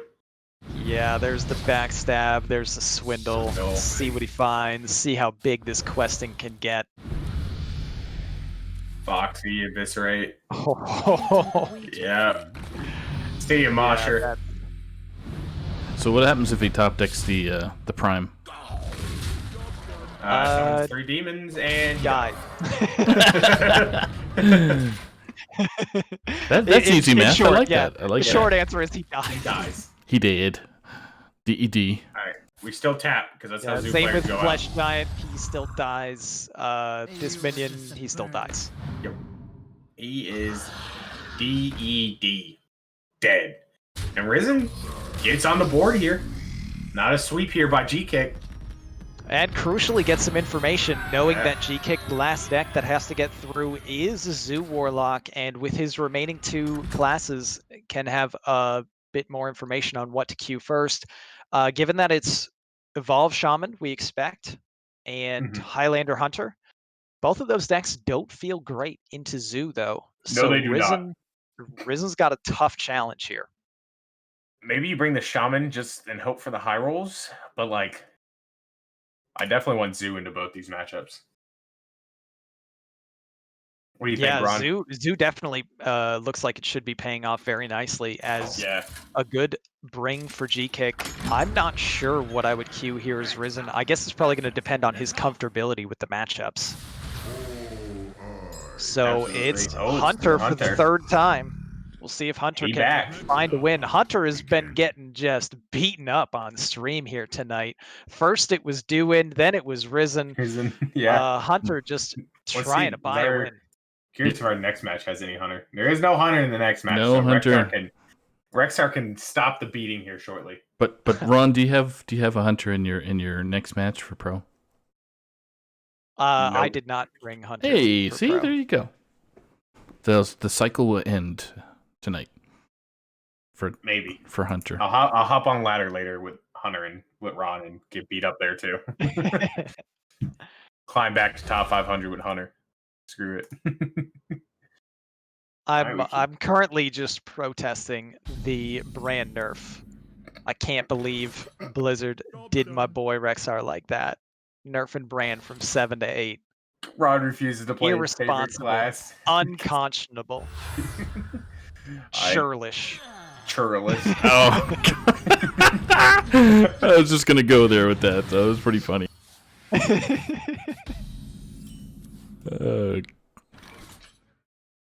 For those who don't know Alright, that so- skit, Google Key and Peele substitute teacher. Oh yeah, always fun. Going for Okay, it. Rizen, yeah, just going for board control early. Pretty good move here, especially given the hand, just to compete with Oh, this this is- early 1-2 punch. But this is a nice next turn here for Gkick. Yeah, Go huge Fire card. Merchant into having Hand of that Gul'dan. As wriggling long over. as we don't draw the Flesh Giant here, we are good to go on this turn 3 here for Gkick.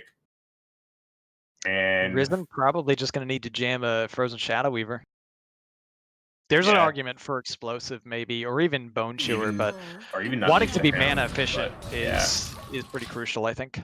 I like this. Oh, there we go. All right, there we go. Expired Merchant. Still good. Merchant, easy 2 mana, draw 3. Oh, we gained some life. Draws a We gained frag. all the life. 2 frags. Probably not what Gkick was hoping for, but Nightshade, Flesh totally fine. Giant, and another Ringling Horror. Wicked Yep, Whispers. there's a buff. Go face. Like that play. It does enable an explosive trap hero power push face from Rizen, though. Yeah. But the Gkick, it does allow him to, like, he's like, oh, the Shadow Weaver can't value trade my stuff now. I'm just going to push his face. Oh, very good play by Gkick here. Absolutely. Yeah. You just keep up the pressure. And Absolutely. Hunter's going to have a hard time keeping pace. Yep, hero power, go face. Job's done.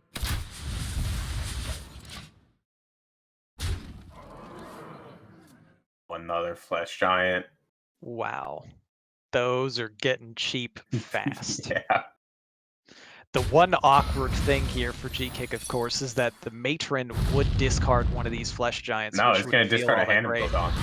But oh yeah, well now obviously he didn't know what the secret was, but finding out that it's explosive. Yeah. I wonder this if he is should have really made nice sure to Gkick. trade the expired merchant first, and then went face with something else, just in case it would live. I mean, the play was pretty telegraphed that it was explosive. Yeah, explosive. Yeah, that probably. But it backfires though if it's freezing into the bluff. So I do like the way Gkick played it. Snakes. He's got a snake trap. Yeah, Gkick doesn't care. This Nope. 8/8 smash in face. Face. Yeah, because this Voidwalker eats up some of this board. Dragonbane? Maybe. Maybe? Yeah, this just, I mean, every game that Rizen has played as Hunter has just looked like it's a uphill battle from almost like turn 1 on. Yeah. It's just been so brutal for the Seems Hunter like to try to keep pace. Yeah, he's just on the back foot, just trying to claw his way back in every time, and just can't do it. And we already down one comeback mechanic in the Zeph, or really the only comeback mechanic in this deck is that Zeph, and it's already gone. We're gonna steady shot first. Okay. Still can't clear that, but it is a lower health. 13 on board with 19 health. We see Gkick holding a Soulfire. This is so... Wait, this is just It lethal. is lethal. Yeah, with the Mosher, it's lethal. I forget about the Mosher. Yeah, that's just game over. Extra damage as well. And there it is. Gkick taking a quick victory. We've got 2 3-1s tonight. Yeah. And also, interestingly enough, 2 3-1s coming at the expense of 2 Hunter losses within those. Actually, no, Rizen lost Hunter 3 times. 3 times, yeah. That was 3 Hunter L's in that one. Duwin had 2 Hunter losses. Rizen had 3 Hunter losses. Hunter 0-5 on stream here tonight. Pour one out for Rexar, guys. he's taking a beating tonight. Hasn't been a banner night for my main man Rexar. But congrats to Gkick. Very nicely done. Well played. Good classes brought as well.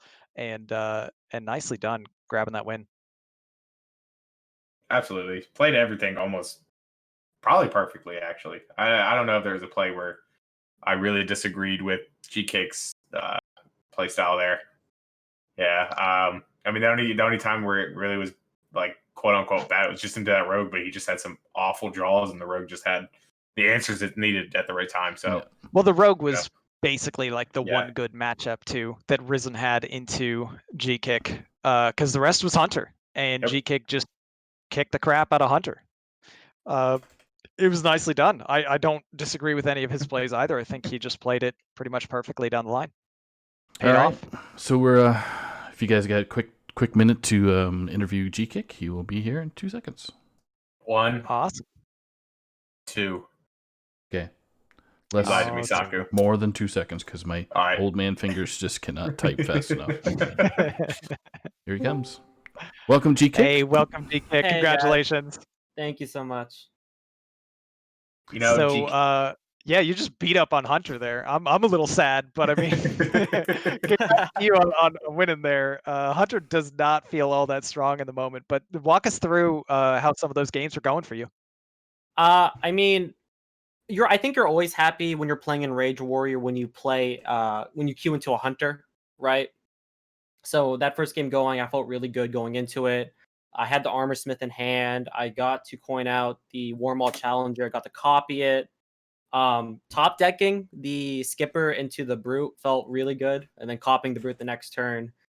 But at that point in the game, I was like, okay, that's cool. Yeah, that was a pretty fun turn 4, right? Skipper, Yeah. 3-mana Brute, clear 3/1 health. Very balanced. Very happy about that. Speaking about balance, then the next game was that Evolve Shaman, which Oh, that was gross. That was gross. disgusting. We don't have to talk about it. Disgusting. We'll skip yeah. that game. Just skip It's it. like Oh a my casual turn 1. No, I Yeah, know. that actually didn't Revolve. count. That match didn't count. So Yeah, we were actually supposed to play it again, but it's Yeah. okay. that was just pure disgust. It's a disgusting way to get out of there and get your board running. Zoo into Rogue. Not a great matchup for Zoo. Plies Plunderer makes that matchup kind of hard for you, especially when they have like the ability to basically refill their hand after playing a bunch of cards, right? Secret Passage just makes that matchup so hard to come back in. They just always have cards to clear your board over and over. It's a really difficult match. But then we got there with versus the Hunter again. I had some pretty nuts hands. I'm gonna be honest. I got pretty lucky in the mulligan for like all my games. And it always kind of felt like I was ahead, except for maybe like that Rogue game. But I always felt like I was sort of getting to decide the pace of the game, and they all felt pretty good. Nice. Yeah, makes sense. Tell us a little bit about the Zoo Warlock Bring, because that looked like it paid off huge. I mean, there were 2 classes Rizen had remaining that just felt so rough into Zoo. And I mean, Rogue was really the one good matchup, and we saw obviously he took that victory. But was that like something you were talking about behind the scenes with the team? Should I bring Zoo? Yeah, actually. So, we submitted last night, me and Rizen, we made a gentleman's agreement to submit for the deadline. And I saw the classes he brought, and I was brainstorming things. I was like, oh, I could bring Galakron Warlock, which I've been playing a lot, and then, tech it, so that way I just ban Shaman or whatever. But Dabs was like, why don't you bring aggro? Why don't you just like bring Zoo and then just try to force it through, leave Shaman up, ban Warrior? And I was like, that is a really good idea. Good old Dabs. Why don't you Good just old get Dabs. him? I took in my inner Tweak power and brought in the Zoo. I'm sorry. Smart. I'm sorry you had to deal with the tweak power. I know it's dangerous. It's almost corrupting. Right? Yeah. I have to be careful. Can't play too much Zoo. Yeah, you need to stay away from Zoo for at least a week, I think, to get your old Gkick powers back, not intertwined with tweaks. So, True.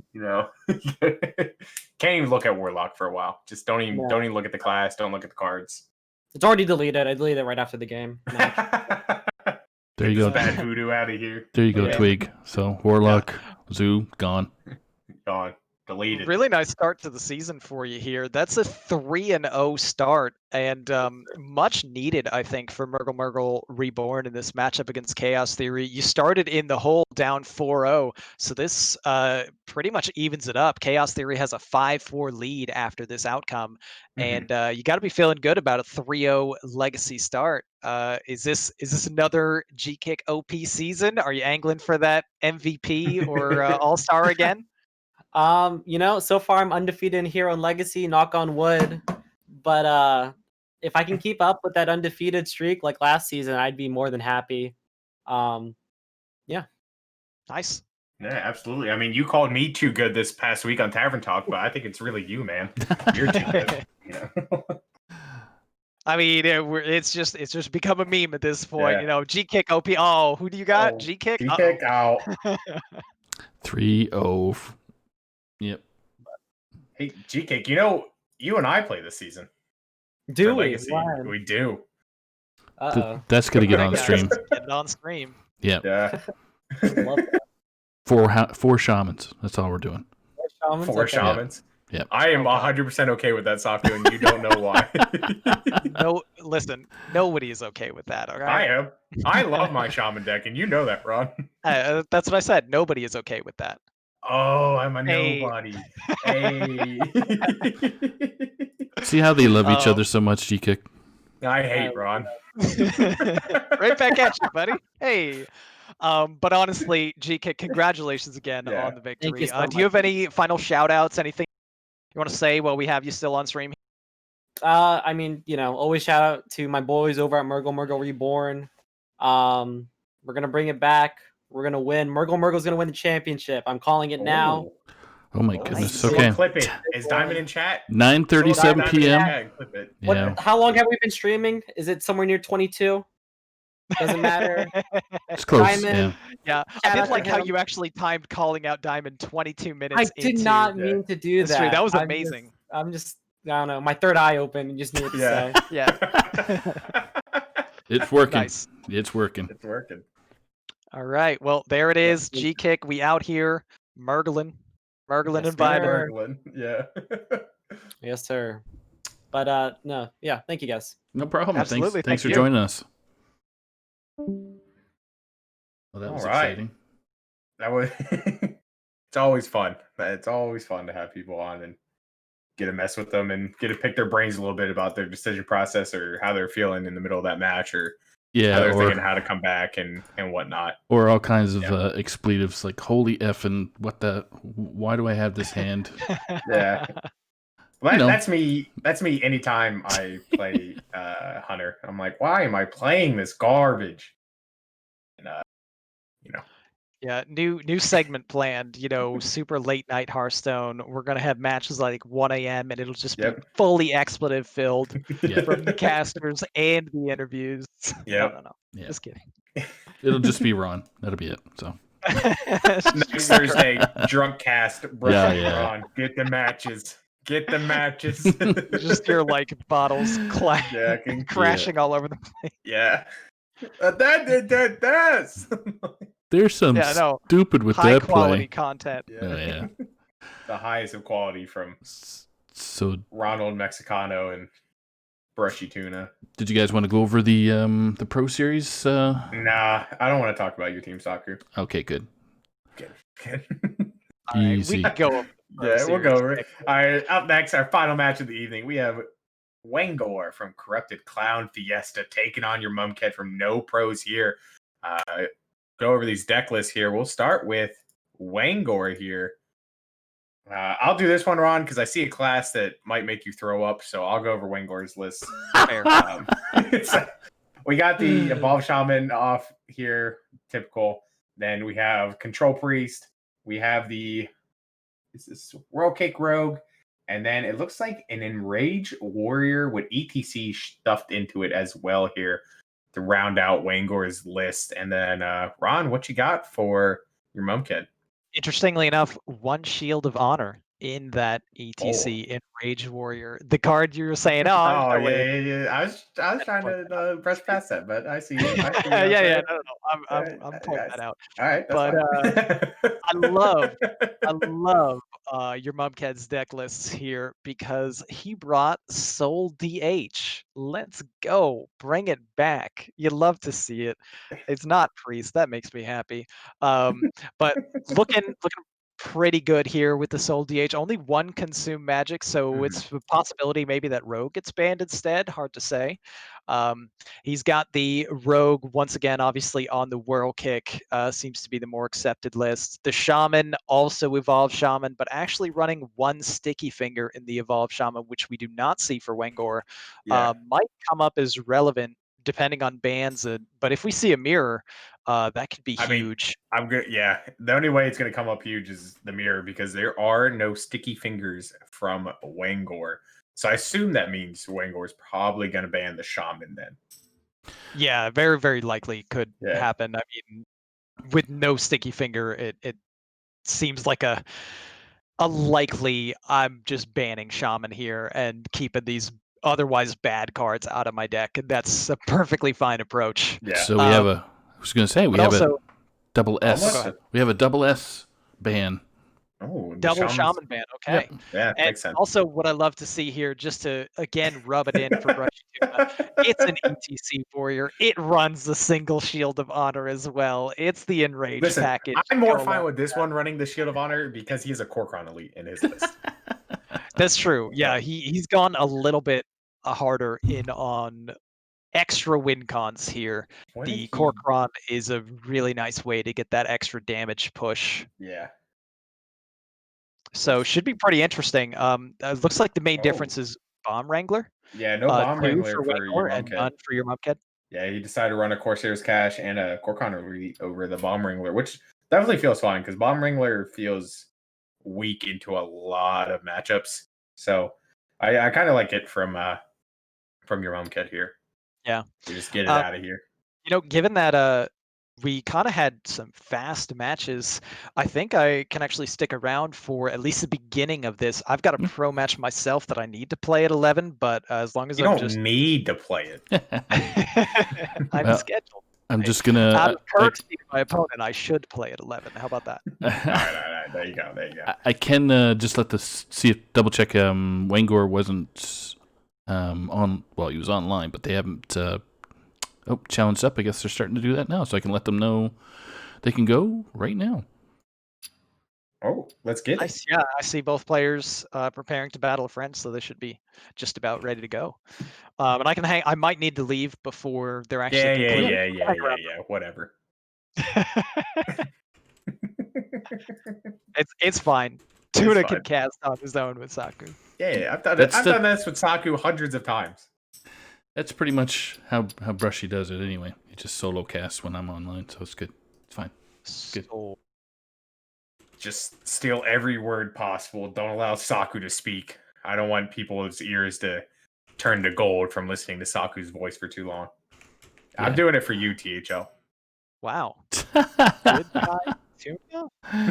GG Tuna. So our viewers out there, your mom kid's going to be on the bottom, which is first to spectate for our fine casters here, and we got Wengor on the top. I don't know about that. Nice. I'll give it more to Ron than myself. I mean, Ron at least has the hair. Okay. I'm balding, so that's don't okay. know about the fine that's part. okay, man. You're streamlined. Oh, I don't know. That's a good thing. I mean, maybe you could start competitive swimming. Easy. I used to, actually. It's just nice. a sad part. But we won't go into those days. I see some eyeballs. Let's stop talking about me swimming and It kind of got quiet here for a second. Oops. Spectated the wrong person. Rogue Warrior. I don't know. I just thought of two classes. All right, Rogue Demon Hunter. That's close. All right, so your Urmumked obviously on the Demon Hunter. We've got Wengor on the Rogue. And this is going to be, I think, pretty heavily influenced on whether or not your Urmumked can find his one copy of Consume Magic early. Look, there it is. Easy win. Draws close. Turn 1, punch him. Demon Hunter's favorite turn 1. Yeah, Wengor is holding a questing, so we're almost certainly seeing that Consume Magic getting held for whichever comes first, big questing or big Edwin. Nothing to do for both players early. Yeah, not even a coin for Wengor to try to activate the Evil Miscreant. Your Urmumked, though, pretty happy to get to play the Wand Maker here. Oh my goodness. Really nice generation. I think the best cards to see out of that are either Twin Slice or specifically for this matchup, another Consume. Yeah.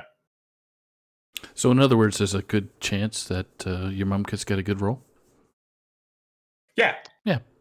Yeah. And your Urmumked does have the second Wand Maker in the list as well, so clearly that's a second Consume Magic. Clearly. Okay, here comes a World Kick. Plunderer.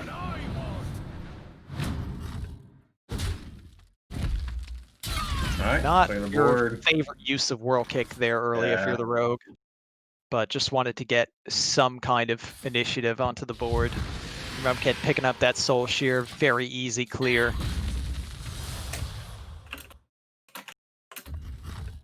This is looking pretty good for the Demon Hunter's perspective at this point right now. Yeah, has every answer he wants right now with the Consume Magic. Just has a ton of burst too with this double Twin Slice. Yeah, and Wengor, unfortunately, having to waste a prep as well. That's yeah. So prep gets wasted now. Shadow Step kind of feels like it's getting wasted a bit too because this was such a low roll drop. Sees the 5, still a low roll. Emotes the oops. Yeah, just a 2 rough low rolls in a row. sequence for Yeah. Wengor. The draws have been rough early. The RNG effects have been rough. Your Mumked's under no real pressure. Just gonna clear out that minion. Gain a little bit of health. Back to 28. There we go. Okay. Swindle's a nice restart to it. Wengor would love to see Swindle on the last turn with the prep in hand. It hurts to see Yeah. that gone now. Yeah, tough decision. I like the secret passage here. Yep. Just Is that go for or the Swindle?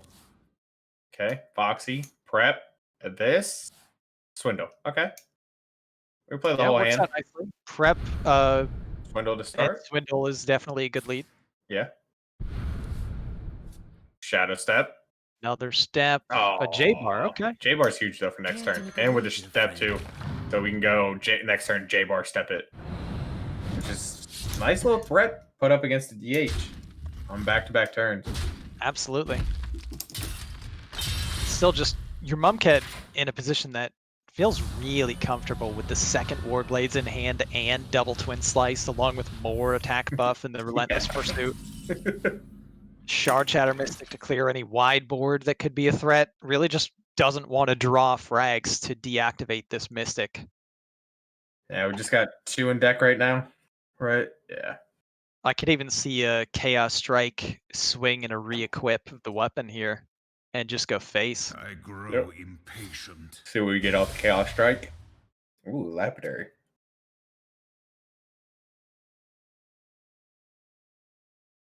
How many frags is your 2. Mumked in deck right now? Just 2, right? Dose. Alright, we go. Full smart. Twin slice, second slice, hero power. Push 9. Just maximizing that Yeah. heal right now. Go up to full, push a lot of damage. Wengor already down to 18 health. Yep. Now we just see has what's to in be. the J-bar box. There is a Maybe lot to think go about off on questing? questing. Yeah. Yeah. What makes some J-bar's so good here though. Yeah, especially because we're holding step. Plays The it, poop steps for it. us. Okay. It's not Just the flip a coin. worst, but it's not the best. Yeah, these are identical in the pick. Yeah. Just you don't really know. Pick Sticky Fingers. Oh. Pick the other one. Pick Druid of the Claw. That's its name, Ron. Just in case you were wondering. I don't know. It's Sticky Finger and the other The one. other one. Nobody runs that card. That card's not real anymore. What Not is anymore. it? It starts with a G. I'm Garbage? Yeah, there you go. not sure I like the Taunt Lackey coming down here, just because you really want to play it with the questing, but could just be expecting that your Mumked is holding a Consume Magic and Yeah. feels like the Taunt Lackey loses some value. This has got to be a Mystic. Leaves it with a 4-3 on board. We could clear it if we want to. I think you want to. Yeah, Twin Slice Hero Power. Kill it. Certainly don't have to. You could also just coin out the Warblades and wait. But I Yeah. do really like just getting this minion out of the way. The 3-2 is, something that would also need to be dealt with. He doesn't see Wengor's holding a backstab, which is really not. Oh, is this questing? He's thinking you can go even questing and J-bar this turn. J-bar, Wand Thief, Backstab. Backstab. Yeah. There's a lot of stuff. Oh, This- Conjure's Calling is huge. Oh, wow. It's actually amazing. Yeah, that means we're going to hang love off on the to J-bar. Play the J-bar because of the Conjurer's Calling in hand, but it's very reasonable to just want to throw out that questing. I'm surprised to see the Brain Freeze instead of the Backstab here. One But there's mana, I guess. 5/5 that's getting Yep. silenced. See ya, questing. Bladed Really Lady. Oh, we nice can play that find. Bladed Lady too. Rumked, yeah, with the Bladed Lady. Yeah. Relentless into second slice and the Hero Power and Bladed Lady. Alright, we're going to take it a little slow. I guess we can still play it. We still go coin and do all of it. Could just send one face and equip the Warblades at the end of the turn, Mm-hmm. or heal for 3 now. Maybe even just wanting to clear the questing in case of. Well, he's already used both Shadow Steps. Yeah, both Shadow Steps are gone. So really, it'd be like in case of Miscreant finding Spell Lackey, finding Step. Yeah. And Questing Edwin in hand wow. for Wengor. Yeah, a 3-mana J-Bar, a Questing, and an Edwin all in hand for right now. J-Bar, Conch calling. Oh, another True to the Claw. It's a favorite card. Yeah, apparently. Weird that we keep getting the other. Ooh. Krasnov. Krasnov is massive here. Yeah. You get to clear the minion, you get more charges. Charges? Yeah. Crazy. Procrastinoff. Finally, a good roll for Wengor. That 4-8 also pretty good. Mrgl's in an awkward position too because he's got no frags in deck. The skull is blocked from Outcast unless he gets a great top deck. Nope. That's not it. It's a good top deck, but it's not the greatest. not mana friendly. There's no, because we need to play that to get the frags in our deck for our Lapdarian Militia, but. And yeah, this is looking perfectly fine for your Urmumked for the majority of this game. We see Wengor already down to 15 health, but now with a commanding lead on board and your Urmumked with no good way to answer. Yeah, and Wengor's not that far off lethal either. He's 18 damage right now, so he's technically only 4 off lethal if nothing. Yeah, I mean, there is going to be a lot of big healing again on this turn. Then your Urmumked is out of lifesteal swings. And he has to send this 8 damage into the taunt. Yeah, it's brutal. I mean, I like the way that he's orchestrated the play. He pretty much has to do it this way. Yeah. You're never picking the 1/8 to die on the J-Bar when you have Conjurers in hand, so he knows that this is going to take the full 8 damage. Leaves himself with the mana to equip a Marrow Slicer, which does, fortunately, activate the Militia for him. And the Lapidary, too. Yeah. Clears out the most dangerous minion on board because it's the one that, keeps charging up the weapon for more value. I think we just lead with another swing when one of these 5-drops and Conjurer's Call and reassess. We play questing first, too. I mean, Wengor knows that your Urmumked's list runs 1 consume magic. Yeah. So, like a questing and an Edwin on this turn would be so backbreaking. So you'd go questing, backstab your own minion? Probably, yeah. Play a cat. Well, play cat and then backstab the cat, probably. Go cat after questing. So he's not going questing. Edwin here. Oh my gosh. Or hear me out. Guardian. Cat high rolls like crazy. And the plan that you had completely changed. Man. I don't understand what just happened. Very nice lead actually from Wengor, just to look for the cat high roll first instead of trying to get big payoffs from questing or Edwin together. We have to send all this damage into the Wing Guardian. Yeah, this is brutal for your Urmumked. The Bladed Lady doesn't survive the 6/1. 10 damage goes into a 6/8. You take 6 damage. Aren't you just dead? Like, no matter what? 13. He's off by 1 after he clears it. Wengor's missing 1 damage for lethal. Have to dodge 1 damage. And that could easily be 1 damage. Yep. Yeah, I don't think the questing's relevant. You lead backstab to have as much mana as possible for the find up Wand Thief. Look for anything burn-wise. Deep Freeze clearly wasn't offered, but Deep Freeze is an alternate way to win the game. He puts 3 6s on the board. Doesn't allow the Demon Hunter to swing. Yeah, take the minion away too. Just push all this damage. Have an overwhelming board. I don't see Demon Hunter getting out of this. Yeah, I do not know what they can do. The Skull is not even castable for a possible out. Probably had to be a top deck Jailer to enable Skull to hit like a Mystic and then also have like a Blade Dance or something. It's asking for so much. Yeah. Just a Hail Mary. Yeah, with that top deck, it was completely game over. So there it is. Wengor taking game 1. Rogue beats Demon Hunter, and he's up 1-0.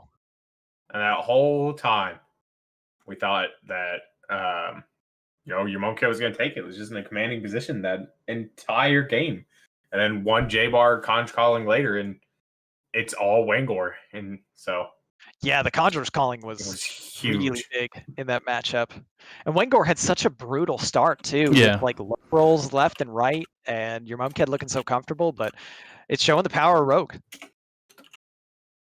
The Yeah. RNG-ish portion of RNG and Rogue. Yep.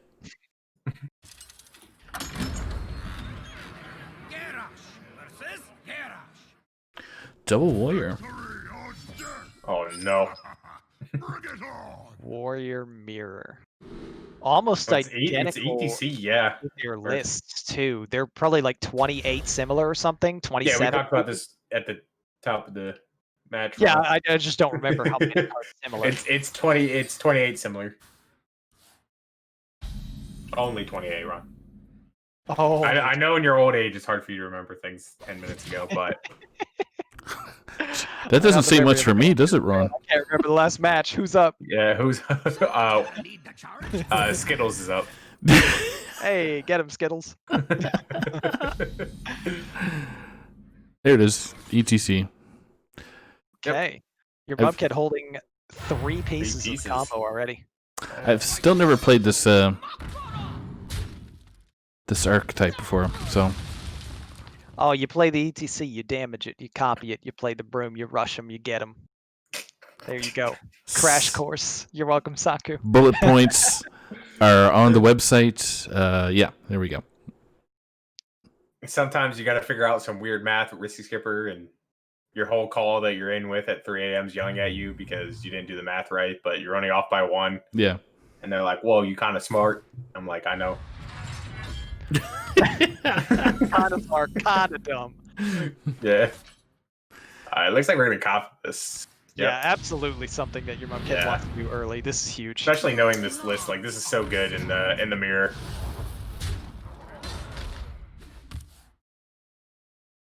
It's just such good early pressure that Wengor has hard an to come answer back. whenever he wants for 4 mana. With the Yeah. Bear of and the Skipper, but not facing down too much pressure just yet to feel compelled to do it. The Inner Rage and the Shield of Honor can easily so our change. APC combo is gone. Or at least like the easy route to the ETC combo. Yeah. The ABC combo, okay. Yeah. Just acknowledging that also in this matchup here, it can be pretty relevant to just go for as much damage as possible as early as possible.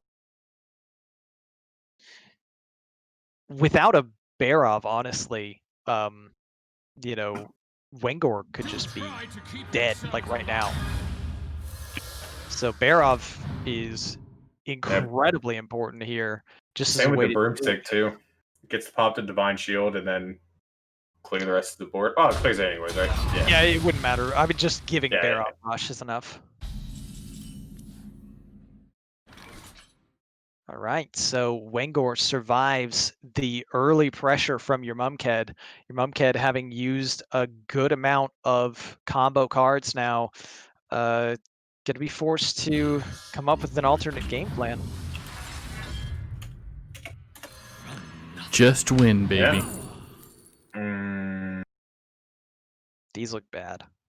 Brawl, I guess. Brawl's the best. He doesn't even run any. Well, he does actually run the 2 pirates. That could be a reason for the taunt buff card. Yeah.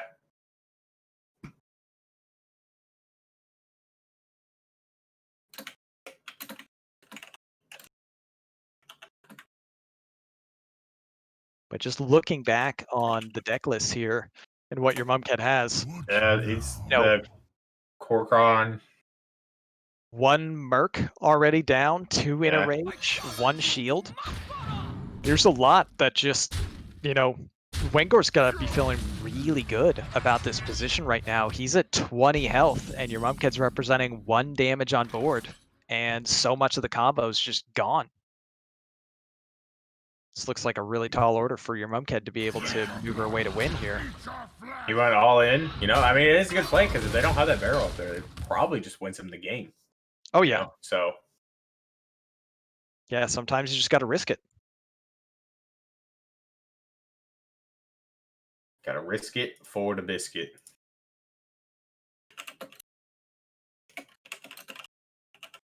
This will break your Quartermaster, more armor for Wengor. Finds an evolved lackey. Pretty solid. Just Okay, get a what do we drop. get? Okay, Not bad. it's not bad. Not bad.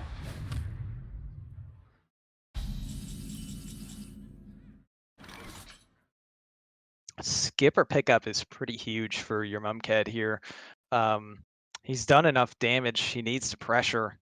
Just going ETC now. Wow, throwing out all the combo stuff. There's no way he has it, right? I haven't counted, but he does have 6 on board. Does he Yeah. actually have it with 6 power there? He's got the 6 broom. He's got ETC. plus Corcoran. So it's 6, 10, 10 going face, 14 going face immediately, 16, 18. It's not enough. Doesn't have to do Corcoran though. Right. But I was just seeing like if he did have the 24 there, but he does not. We do not have enough. Off by 6. Draw 2 cards. Had to be a scary moment for Yep. Wengor. Seeing Oh all yeah, the every time combo you see cards get ETC played. hit the board, you're like, oh no. Am I dead? Oh, I'm alive? But he is down to 8, but he does have the Risky Skipper Armorsmith. But doesn't clear the Brute. Has his own brute in hand. Yeah. That's enough. Go Risky Skipper Armorsmith Brute. Yeah, I'd swing with the spawn first before anything else. Is the swing with the spawn actually relevant? Hey, if you want to send a face or whatnot. I don't know what I don't he think you care about going face here though. And the brute does 5 anyway, so this being 2, hitting into the brute. Like I think you want to get the armor. Yeah, Wrangler. The light spawn. And the Brute. See, because we just missed 3 face damage. Yeah, but I think more importantly, gained armor. Well, I mean, we would have got it anyways. Like, Oh, okay, you're saying, yeah. yeah, I Wow. Wow. Didn't even have to hit. yeah. The boom bot sending Clears it. 4 into a 4 health brute. Oh, this is not your memnarch's game here. Yeah, he's. What's up? I mean, I guess you Chin, go brawl. chin checked for 4 damage. Easy. Yeah. Yeah, hanging out at 35 health and just looking like the game is unwinnable. Okay, we're gonna go Warmaul first.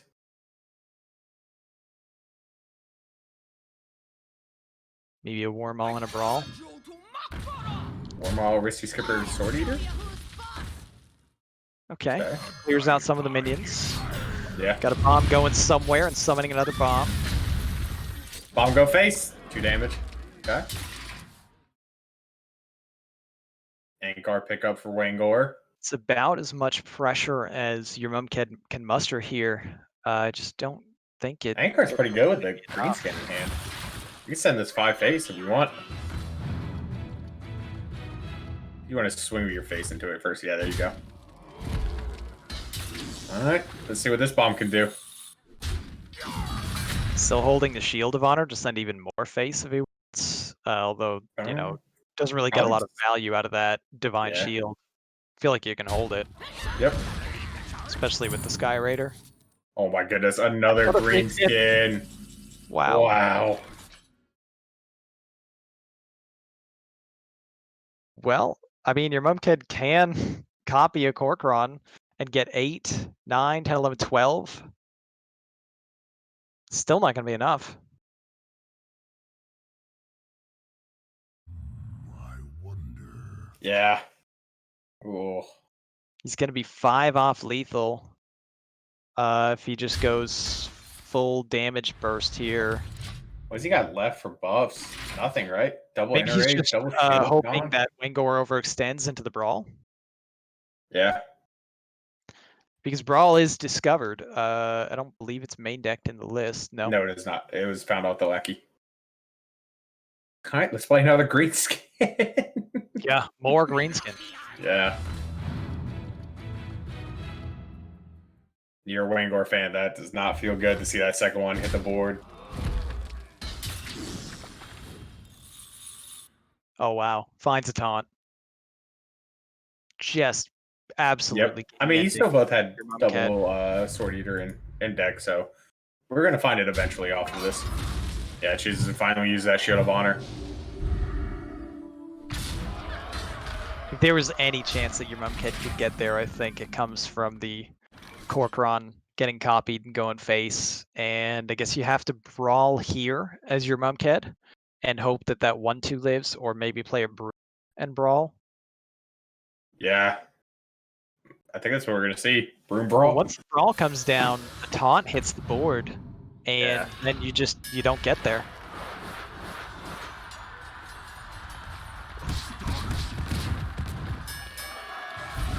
Wow. Wow. Wins. Broom. Wengor with a couple of wows there. But I mean, he still has a lot of armor to chip through. Set up for the 8 burst.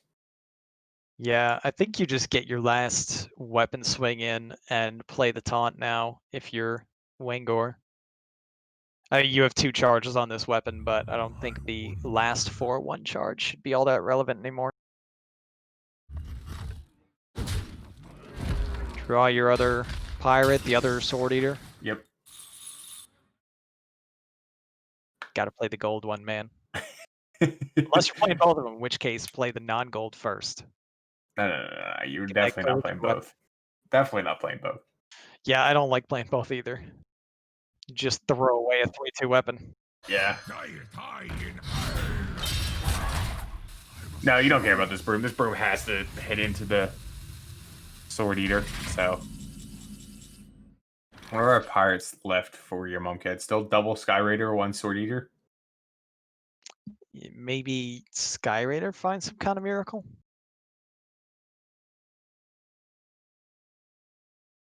I mean, this is wild. I was saying you could find the that pirate with charge that costs less. Take the swing, equip the anchor, and okay. Just gonna set up the skipper turn for next turn.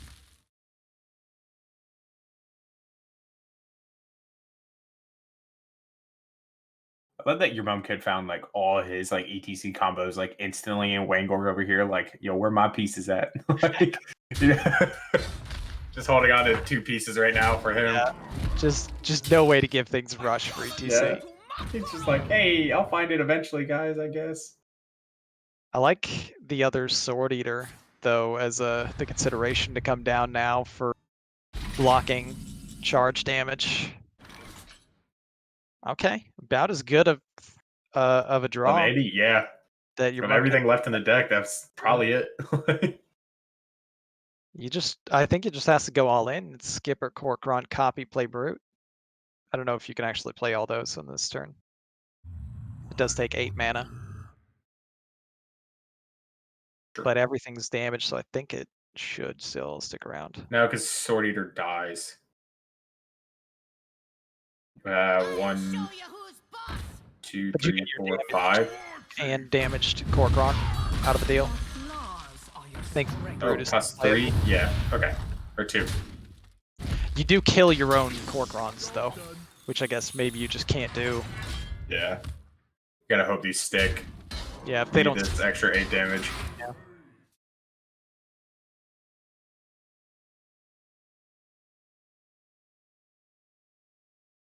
Down to 12, 1 health minions on board, taunt in hand.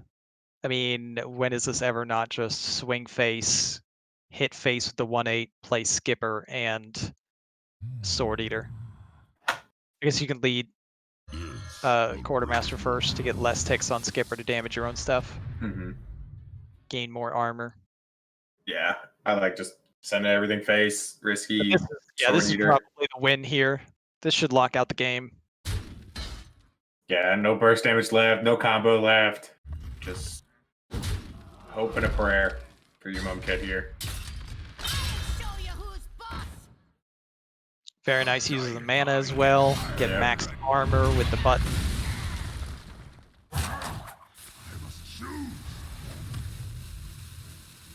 Maybe we see a concede from your memnarch, or maybe he's on the Never concede. never say die train. Yeah. Who knows? Wengor could DC for an hour. Yeah. I knew you were gonna say that, Saku. Root comes down. Yeah. Swordie comes down. The Sky Raider Mrgl, maybe? I don't even know when it could hit to be a mirror. Oh, another Sword Eater. Or Sword Eater. Fancy.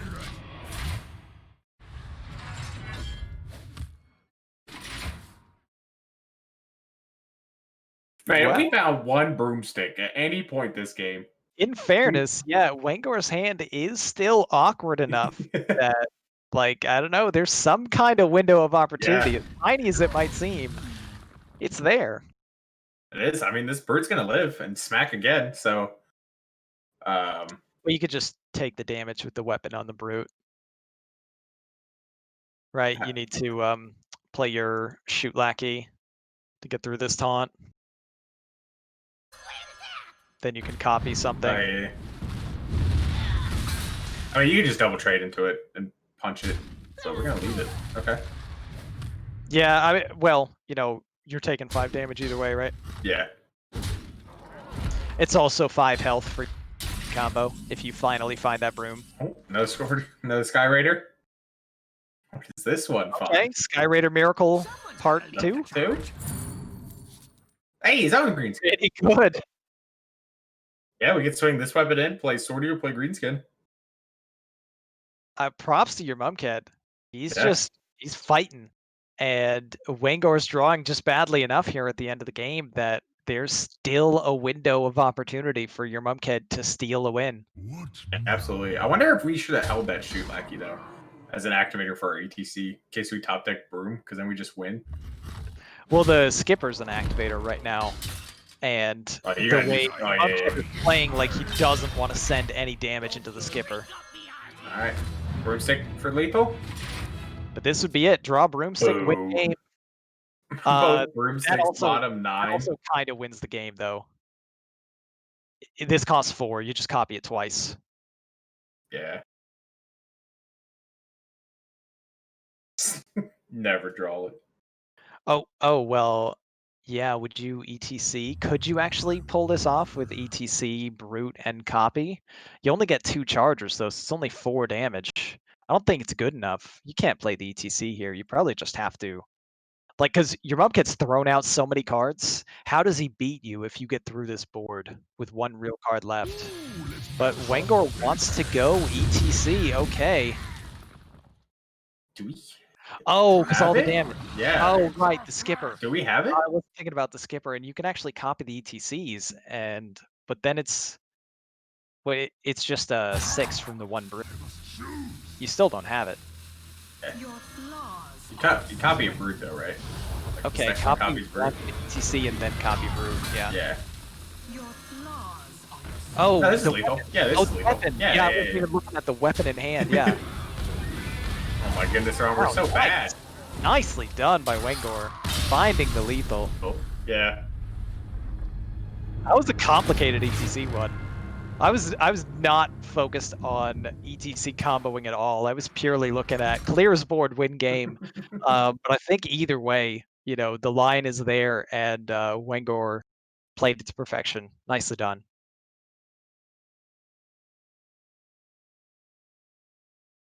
Oh. You mean my favorite tongue-in-cheek? Yeah, priest. Well, I should probably get going, guys. Yeah, we'll see you around, Ron. I'll hang in there for 15 more minutes. If the game happens to go longer than 15, I'm probably going to need to go to prepare for my It's match. going to. And yeah, given that it's priest, very likely. Your memnarch still trying to find a win, and up against this priest here next. What is he gonna queue out of the Demon Hunter, Rogue, or Warrior? I think you'd want to queue Rogue into Rogue. Priest. Yeah. Maybe the Demon Hunter, but I don't know. It's rough. It's rough for your memnarch to get through this priest. Unfavorable matchups coming here for your memnarch, but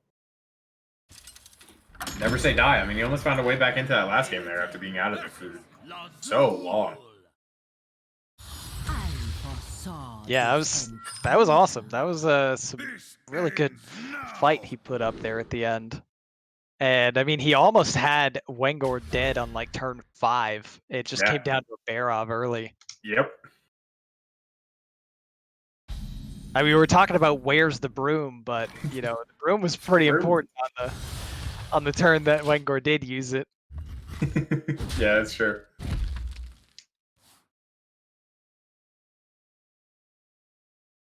Okay, priest with draconic study, not using it early. Interesting. So maybe Guess he wants to hold it for the pyro. Yeah, the pyro or the Nazmani. Yeah, or Nazmani. Oh, Lucia. Radiance is huge too. These are all good cards to see in this matchup. Yeah, really nice hand for Wengor right now. Yep. And your memnarch just taking it slow a little bit early. Gets to do what he wants to do on the next turn and just start pushing face damage with Marrow Slicer into Lapidary. Yeah, I mean, he has a lot of weapon charges in his hand. Oh, yeah. No shortage, that's for sure. Nope. So here comes discounts. Nazmani coin. In the Draconic Study. Discounts to Radiant, of course. Oh, Brightwing. Quick Man Brightwing. of my heart. A man of my heart. I don't think you play the Radiance. Yeah, I don't think you want to play that. Considering it just for another discount and wisely held back. As the Demon Hunter, I'm not sure you're all that concerned about the Nazmani, honestly. I think you just equip the weapon and hit him in the face. In the where, Ron? In the face. Nice. Yeah, I don't like doing anything else here because you'd have to waste double twin slice. All right, we're gonna go for it. Respecting the Nazmani, doesn't want that to hang around. Sending 5 damage into the 2/5 here.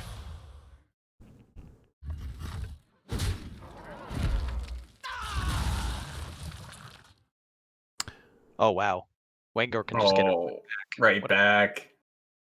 I mean, there's no reason to. You can just play Brightwing here and Hero Power. Yeah, Brightwing seems fine. Yep. Next turn, get more value maybe with Brightwing dying and coming back too.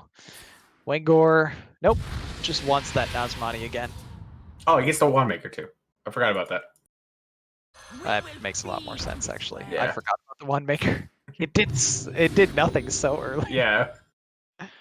All right, so there's the Radiance, another discount, this time hitting a Pyro. Brutal draw for your memnarch. The Outcast Skull on 5 mana.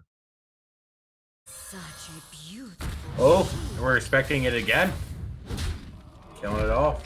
This is a lot of damage that has gone into Nazmani's, so 10 damage. Absorbed, yep. Does Nazmani have taunt? Soft taunt, I think. Oh, yeah. Come on, sir. All right. Playing the Ooh. Brightwing. Ooh. Brightwing box. Pretty good one. Oh, wow. Dragon. God. Oh, that. Oh, boy. That's And that cheap. comes down next turn. Yeah. 6 mana, 4/9 taunt that generates dragons. That is not what Demon Hunter wants to see.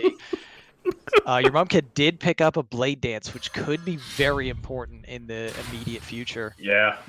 Next turn, possibly. I assume Wengor just jams this skeletal dragon.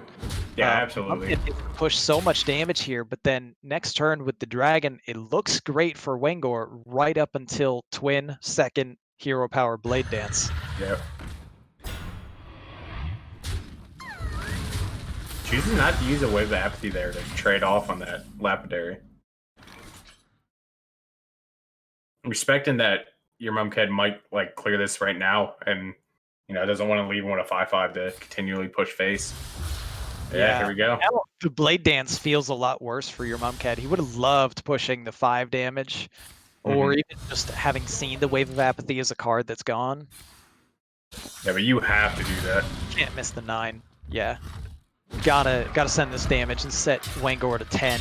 Yep. And decision point for Wengor, how does he heal as much as possible? Well, there's a Renew in hand. And a Radiance. Oh no, we already used Radiance, right? No, it's still in there. Oh no, we already used it. No, it's used. There's too many cards. It's hard to see upside down. It got discounted to 0 as well, so the Wave of Apathy is deceptive. Because that one's at 0 now. I guess None of these are quite good enough. Nope. Renew. 0 mana Renew. See if he finds more heal. Mind Vision, steal the skull. Be funny. Oh. Take some Mind Vision. Do it. I mean, even getting the Warblades is huge too. But we're going to play Ahmet here. Ahmet's another threatening health-wise minion that demands a bit of respect. I don't know if your Mumked can afford to respect it, though. It's Smork time. It's been Smork time for 2 turns. Yeah, I think we just Marrow Slicer, Hero Power, go face.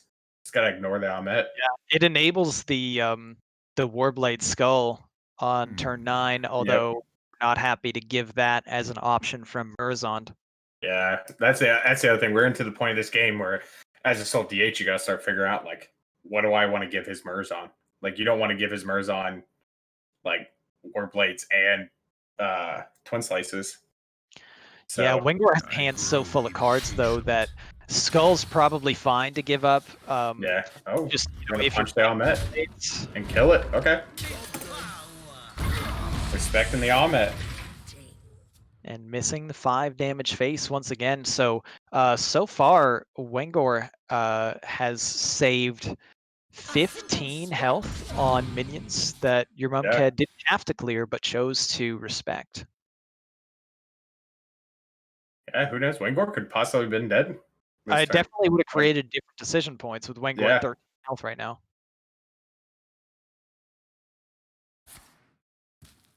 Studies. Feywing and maybe the Twilight Drake was better? They seem both kind of fine. Like, possibly you're taking Feywing to dodge a Consume Magic. Mm-hmm.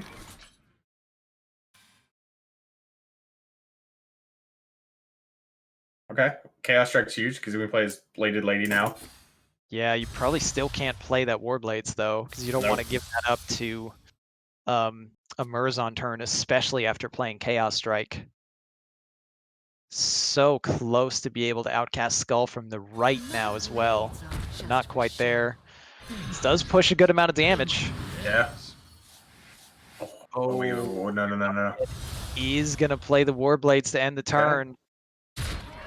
That means Wengor can play a Mrgl and immediately get 4 healing out of it. Yeah, we get a Bladed Lady, a Spirit Jailer, and we draw a card. Not much left with the mana, though.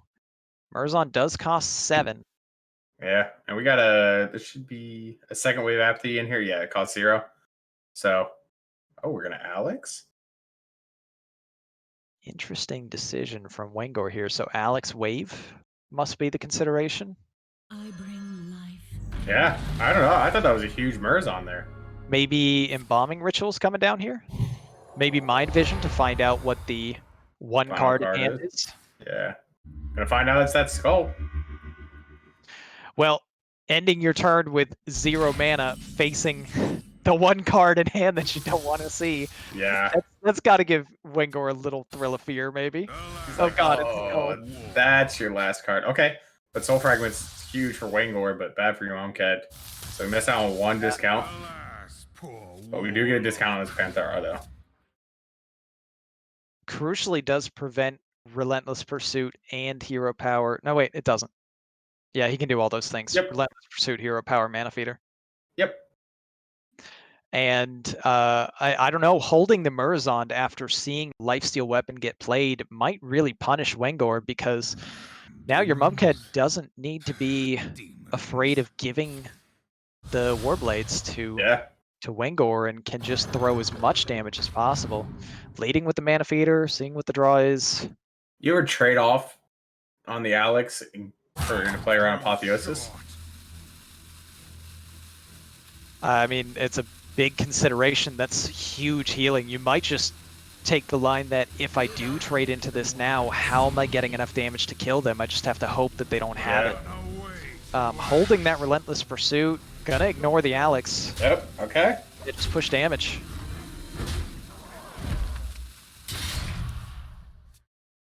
Okay, Cleric's a good start to the turn. No Apotheosis in hand yet, but Cleric could find it. Your mind is not your own. Acolyte Gift. Pretty decent taunt wall and steal a few minions as well. Yeah, steal Jailer. It's just the one steal. I was assuming see another, Embalming. kill here. Steals Wand Maker. Then Cleric. And there's the Apotheosis. There's an Apotheosis. Why did we not lead with Cleric though? I mean, there's danger. There's a lot of danger here. I mean, if there's a cane in your memnarch's head, it's over. Yeah, and your memnarch does not find the cane, but it also could be over with Blade Dance and with Mystic. Actually, it might be over right now. The Blade Dance has to hit the taunts. Or no, it doesn't, because you start with trade. It clears everything. It guarantee. I think it's over. Right, because you go trade. Yeah, this is lethal. Mystic. Wait. Well, the Reborn complicates things a bit. Does it? I don't think it does, because the Blade Dance clears it up. Right? Because you go trade 3-2 into that. No, 3-2 into the 2-4. And then you go Mystic, and then you go Pursuit, Blade Dance, kill. Yeah, that's right. Mystic. Yeah, okay. It's still lethal. Yep. Yeah, just he had to navigate how to get around this. Yeah. And, I mean, Wengor had the opportunity right there to lead with the minion, to discover spells, spend 1 mana on it, look for Apotheosis, and heal by 10, which would have probably effectively completely flipped this game. But your memnarch finding a way to get that victory against a lot of odds there, it looked like. Unfortunate for Wengor, but he's still got 2 more opportunities to win with this priest, and your memnarch, fighting back with back against the wall. Not out of it yet. Not out of it yet. I'm curious. Those 2 huge turns from your memnarch or from Wengor that we questioned. That Mrgl turn where he played the Alex instead. That final turn there where he decided to play a ton of other minions and steal some to put up a taunt wall instead of the leading with the Apotheosis. Because would that saved him? He would have went to. I mean, might be something to think about. Definitely a lot of stuff that could have gone different if Mrgl steals a weapon and a Chaos Strike, and you got a bladed lady too, and a wave of apathy. So you killed their bladed lady, you gained life.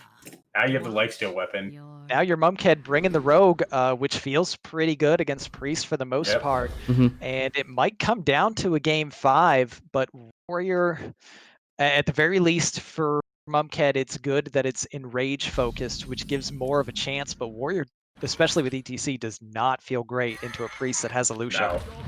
No. Yeah, luckily it is that generous mummy. That's awful to see if you're memnarch. Oh, this series is getting exciting, but I gotta go. Have fun casting. Bye, Ron. Should be a thriller. I hope it goes 5. Thanks, Ron, for filling in, dude. And glad I could be here with you guys. Have fun with the rest of your night. I'll catch y'all later. All right, good luck. See you, Ron. Good luck in your match. Thanks. Ron has a lot at stake on that match because I played his opponent in Hero, so he knows if he loses. Then he's a loser. Yep. Yeah. But he's playing a good opponent. Mosar is a very, very tough opponent. Yeah, 100%. So here we are. Not a lot of big combo cards there for your memnarch right now. No, we're probably just gonna go Foxy and Wand Thief. So anything we can do here does something other than just re-equipment. Ooh. Ouch. Box. Yeah. Oh my god, he's got 2 10-10s and a deck of lunacy. Is like, what the? I'd go with the Probably Pyroblast. Pyroblast. Yeah. You're gonna be able to whittle down this priest for a while. You have a lot of good generation burst off your World Kick, so you should be able to set them in Pyro Burst lethal range at some point this game, and he does pick it up. Okay, so he's in agreement with us. It was never Deck of Lunacy. Definitely not that one. Nope. Nope, that would have been a Lunacy type pick, but it would have been an auto throw. But you never know. I see what you did there, Yeah, Saku. I know. Yeah. I'm almost as bad as Ron, Yeah. but just older. Leave the puns to Santa. All right. All right. World Kick off the top's not bad because we can go World Kick, Brain Freeze if we want. The other play is questing into Brain Freeze, but we're gonna go with the World Kick, Brain Freeze. Oh, that's a bad one. That's an ugly one, and oh, that's not bad. Okay, Hook Scimitar is actually really good to see. Yep. That's 8 extra burst that we can use over a couple turns. And if you're Wengor, you're hoping to scoop that 1/2 up. Yeah, if you're Wengor, you're like, why does my Nazmani keep dying? This is a good play here. I'm gonna go coin into Apotheosis, clear the board, gain 5 health back. Now it's on your Urmumked to do something here. Generous mummy. We can go questing Foxy. Oh no, it's not enough mana. It's Foxy Hook? So, yeah. We got to get rid of this Pyromancer, or else it's just going to run away with the game real fast. Yep. Because as long as this Pyromancer is on the board, your Urmumked cannot develop on this board. Because, I mean, we got the hero power from Wengor to just keep healing it up, and you know, this deck that's focused around Sethic Bellweaver and Nazmani, you know, they run a ton of spells, so this Pyromancer is always going to have a ton of reload on it. Okay, that's what we see. Quick Scimitar. Punch in the face. Yep. No, we're not punching in the face. Sorry, my bad. Punched in the minion's face. There you go. Yeah. Okay. I'll give you that one. Give you that one, Saku. Now for Wengor. Oh, he wants to. You bringing it back? Dead. Yeah, I like this. Pyromancer and Nazmani. Pyromancer's huge for also future board clears again against the rogue. We will feed on this world. Oh, we're gonna play Bellweaver too. Okay. Just going for the tempo. Doesn't want the value train. Doesn't really have anything in hand to start that value, anyways. Ooh. We go Shadow Step into Foxy into Shadow Sculptor. Draw 2. A little shadow can go a long way. Secret Passage, World Kick, or the draws. World Kick. You just gotta clear this Bellweaver. Rough with this 8 damage here, then getting a base against the Priest, but we got the other World Kick, so we are able to eventually start comboing off again. That was a lucky to get rid of that. What was it? The 2/3. Yeah. It's just the endless generation there. Yep. You know, you want to be the deck that is having that crazy regeneration with the World Kick. You don't want your Priest opponent just being able to do whatever it wants. Do you take Plague of Death here or Death? Death. I want the Death. We have no answer to Questing or Edwin right now. So I want the Death in hand to answer that whenever it comes, and Wengor agrees. Bump. Heal. Yeah. Plague of Death is just too far down the road. And the Death is just a nice, clean answer to when a questing or something happens. So.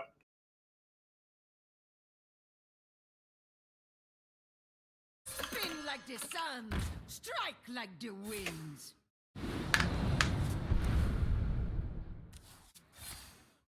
Okay. Speaking of some generation. Well, this might be rough, though. If Wengor is able to clear this World Kick, it's going to be rough to try to generate enough threats and burst damage here to clear it off or clear out the Priest's life total. Okay, gonna hold on to the Prize Plunderer. We don't value getting the extra combo here. Value keeping these 2 minions on board, and well, we don't have a way. Can't even deal with Pyromancer. Unless we want to go Pyromancer, Soul Mirror, but that doesn't feel great. No.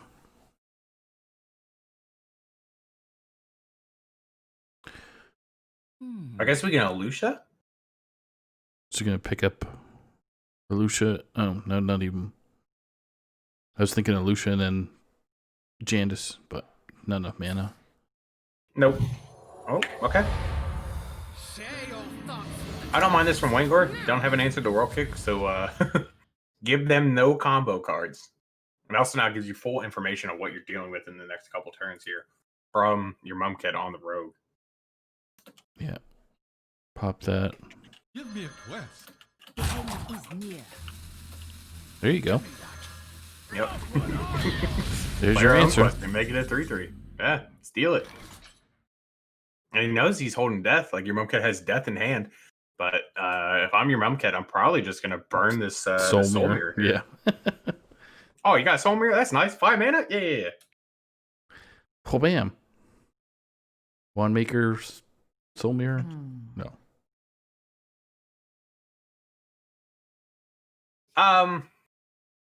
We can play Wand Maker and then whatever the 1 mana spell is afterwards. But we'll probably play the Pyromancer. That's the bigger threat against the Rogue. So let's get that out of hand. Yep. Play the Cleric. Get rid of the draw. On wings of destruction they come. I wonder if it was still just better just to leave your memnarch with that World Kick Rogue on the board. But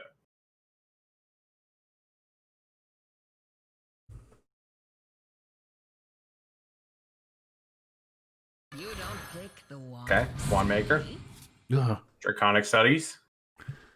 We're gonna steal some stuff. Is not your turn. Which one we getting, Saku? The 1/2 or the 1/1? The 1/1.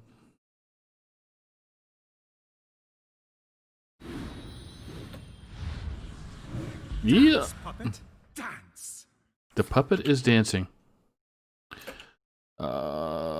Jeez. Love to pick Alex, but Onyx is Nah, the right Onyx one. is pretty good.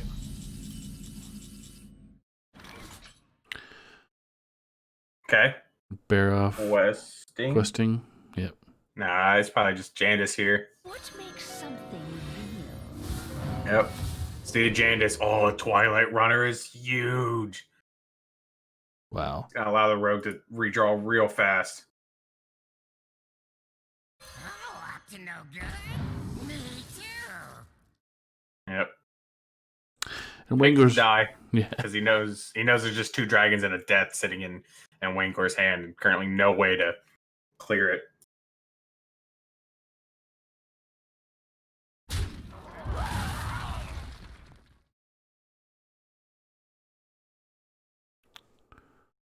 Rush the 1/4. Yeah. Choose soon. Clear up some of his board. Actually, clear up all of it, right? Yeah. Get a clear up all of it. Or we're gonna send 3 face. That also works. Yeah, because I could see next turn him trying to get the Pyroblast, right? It's just. Mm-hmm. Magic is not a toy. But Wengor's got to see that too. Yep. Yeah. Oh yeah. He knows the Pyroblast is in his hand. Yeah.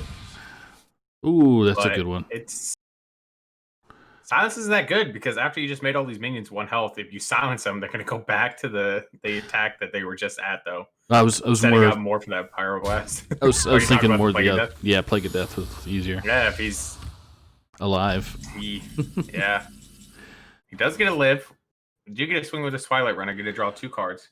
2, 3, 4, 5, 6, 7, 8. Wow. Dagger. Yeah, we couldn't dagger plus. Give me a quest.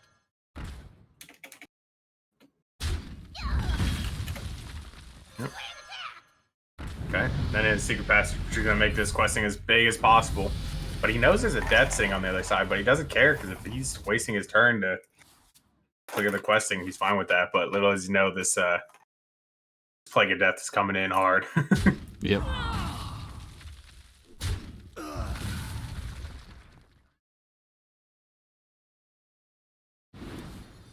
Okay.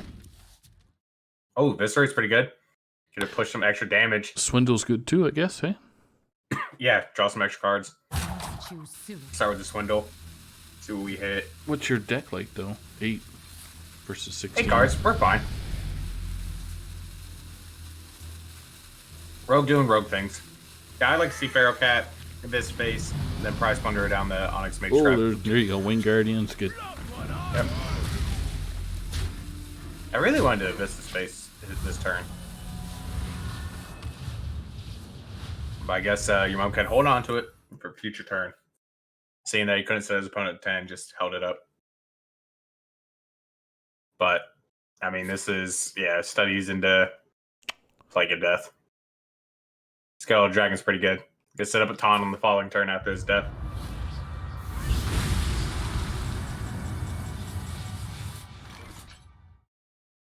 Oh my goodness, that prep puts us 2 off lethal this turn. Oh my. Because we can go prep at this Pyroblast, so your Momcat just needs Wengor down to 14 health, and he just has lethal just sitting in hand on full burst. Yep. And Wengor's got to be worried of that, knowing that there's 2 of this in the deck. But he's going to choose to put up his own Wing Guardian, the Mrgl here.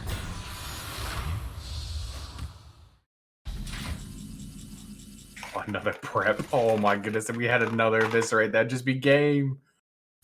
That's so crazy. Curious that we're using the prep to activate the Miscreant instead of a backstab. Yeah, that's something to note.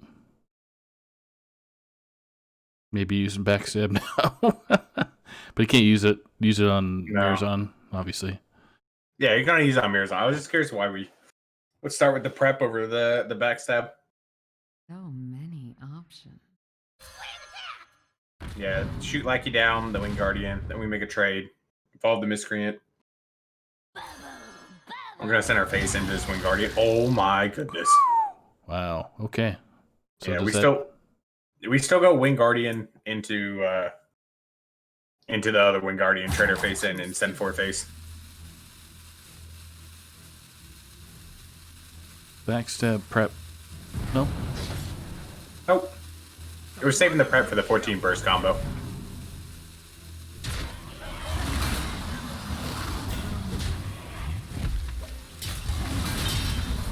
Alright.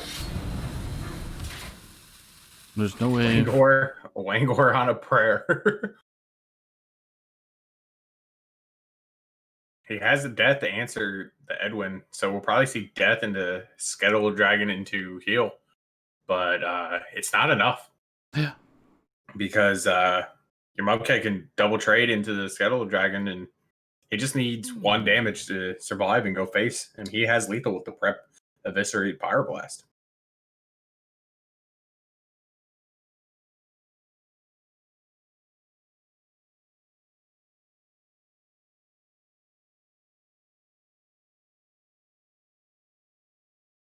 What do the cards say?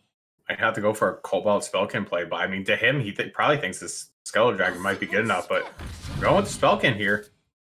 Oh, we found the Wave of or the Wave of Apathy.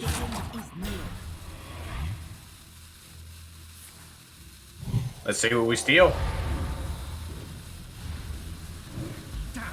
Oh my goodness. Is it enough now? Yeah. The taunts, the 2 taunts are going to be huge. Wow. Yeah. Oh, no. He's still at 13. Never mind. He's dead. Yeah. I just talked about this, Saku, and I forgot about it immediately. Yeah, if he had healed up there, but he didn't have the chance to. Yep. Well played. So close. And Wengor gets bursted down from 13 with a Pyroblast and an Eviscerate all on the same turn. Hard to play around that. Yep. 3-card combo that they need to have, and one of those cards was generated. So now it's up to Warrior and Priest. Yep, Warrior Priest.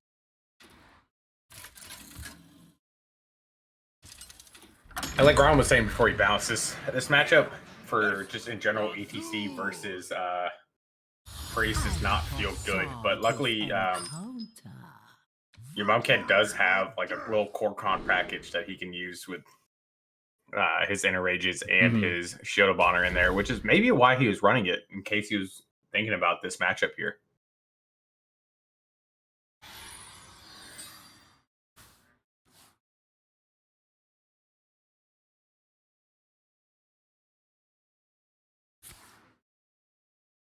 Okay.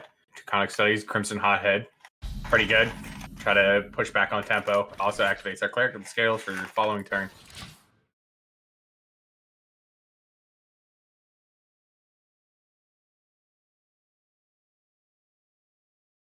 Sorry, it's just adjusting some of the stuff on the screen. So, Alright, we're going to drop a Veilweaver here just for tempo. Nothing really in hand either to combo with it.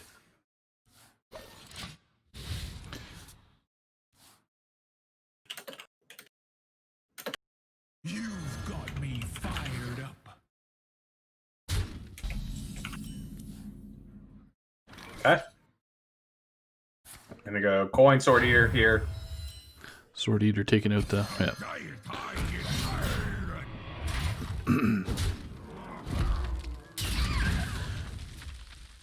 Wengor can bring that back if you want it. Yep. But we're gonna start with this insight here, see what we hit. Claw Acolyte is the pickup here. Throw down another taunt here. Play the Raised Dead, steal the Sword Eater. I'm gonna get one card back, but Wengor is saying the tempo of stealing the Sword Eater is way more huge. Gets pushed forward base. Yep. Bear off could come down with risky. It could, but it might be actually his only play. I mean, taunts are pretty good in the everything that urmumked wants to do. Yeah. Try to keep yourselves alive. Yep. Swing the sword to the face.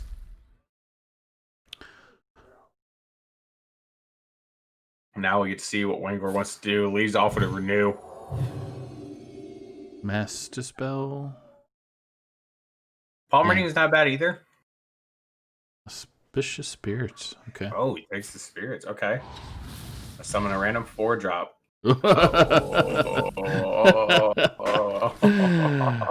That, folks, is how you low roll 101. Yeah. Go for Thing greed. just dies Get that to any 4-1. time Barrow dies. Yeah.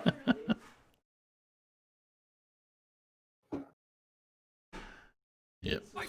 I mean, Wormhole gets cleaned up. Draw 3 cards here for urmumked. 3 to face, Broomstick. easy. ETC, Sword Eater. Sword Eater's a nice pickup here for urmumked out of them.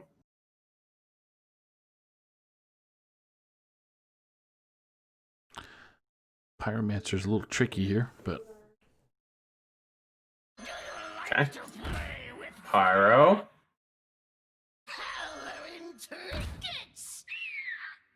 Renew on the Pyro. So the Pyro dies at the end of this. Takes the Holy Smite. It's a Gift of Luminance. Plays out the Holy Smite, but the Wormhole will live. You get to be able to trade and kill off this Veilweaver.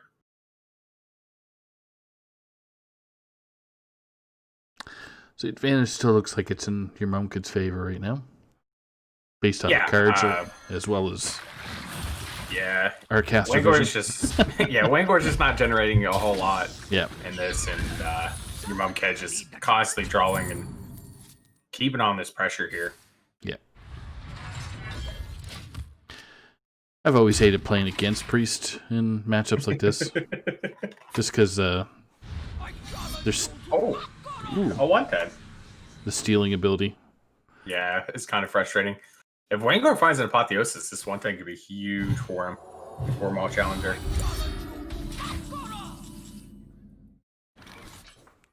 So, is Wengor going to be saving Alusha to kind of? Yeah, if he wants to, like, there is a chance that Wengor can, like, mini combo urmumked back. Mm-hmm. So you might be saving it to try to do it then. Because I mean, any other time, then you just like Alusha, steal ETC, play the ETC, and just like don't care anymore. Because then you don't have to worry about that combo anymore. You Right. just have to worry about the minions on board, then the rest of the game killing you.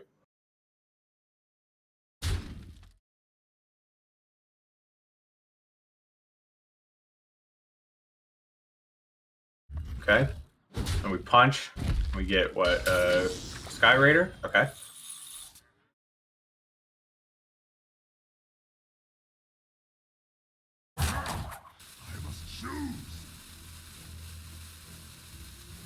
gotta lead the charge. Oh, okay. Played the Brute. Played the Bloodsail Raider. Use one of the inner rages. Gonna kill off this 1/8. Showing respect to the Apotheosis coming off the top here for Wengor. Yeah. So I like the play. Showing a lot of respect to, you know, the way that you could just outright just start get blown out of this game. So lead Wanmaker here. Okay, Renew's not bad. Renew's a redraw. Apotheosis. And there's that Apotheosis. Atrocious Holy Apotheosis. Yeah. Holy Nova here. Getting clear of everything except for that Brute. 7-4 will get to stick around.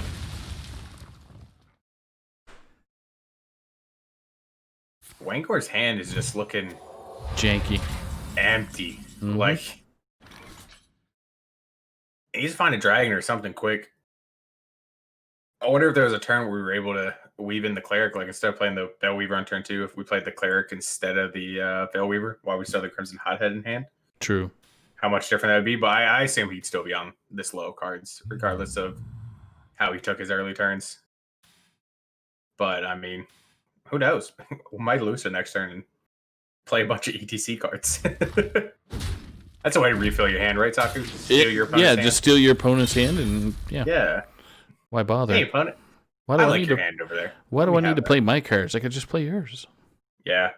And what Wengor doesn't know is this hand's actually really good for him to steal from your Mumked because it has the Korkron and Oh. ETC. ETC's coming out now. Yeah, he's just going to play it. Not for combo. He's just going to play for pure tempo here. Armor Smith's going to trade into the Wandmaker. Probably send ETC into the War Maul and send another 3-face. Alright. This is a very scary board for Wengor that not even a Soul Mirror answers, so Yeah, because Okay. the mana or the Yeah. health, right? yeah. Got 6 mana. You take care of the Risky. 7/4 big Yeah, time. we could go Risky Skipper, Korkron, and then play the Brute at the end. Yeah. Brute will be Give your free. opponent a lot of cards, or a lot of armor, but you're very fine with that in the end run. Yep, Korkron into the big guy, Brute into the ETC. Ooh, Veilweaver. Yeah. Curious on how your Mumked wants to play this hand, though. Dump it all. Yeah, you want to play the Cleric for sure because Yeah. there's no dragon in hand. On wings of destruction they come. Yep. Play the Apotheosis on the Cleric and then play the Veilweaver. No cards generated for a Wengor when he gets it back. Best possible way for your Mumked to do that. Give the Luminance. That's Not bad not for the worst.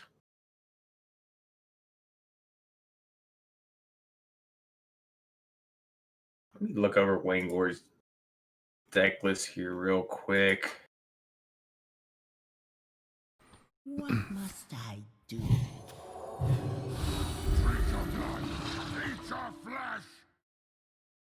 Gonna trade. Doesn't get the lifesteal off.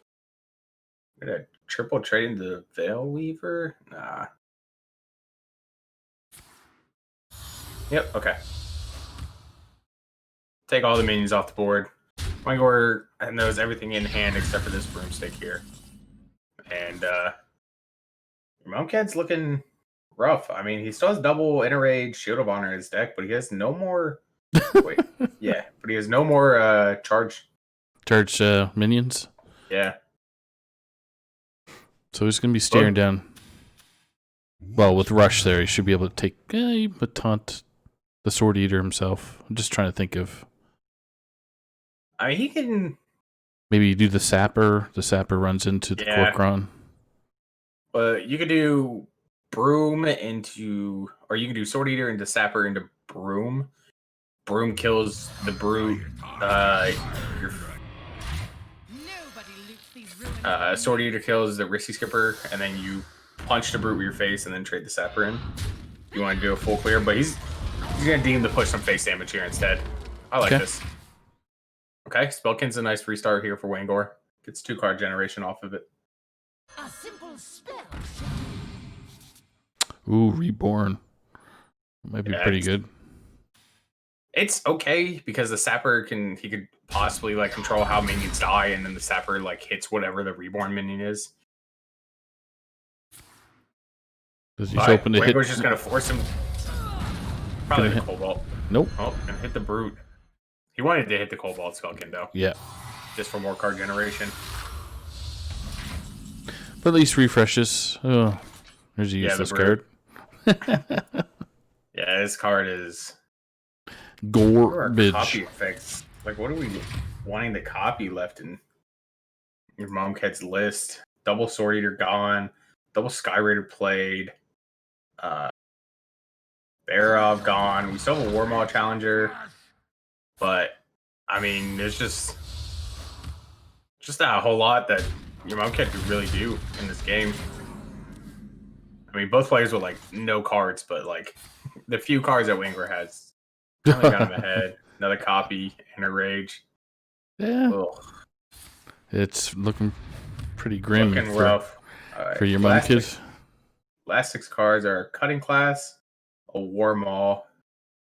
I guess double Evil Quartermaster. Try to hit like Draconic Lackeys and try to get back in the game that way. Ooh. TQA. That's almost online, right? What do we got left? I just play as an 8/8. I'm down to just play it as an 8/8. Yep. Big minion. Yep. I start knocking off some of this armor here. Okay, there's Quartermaster.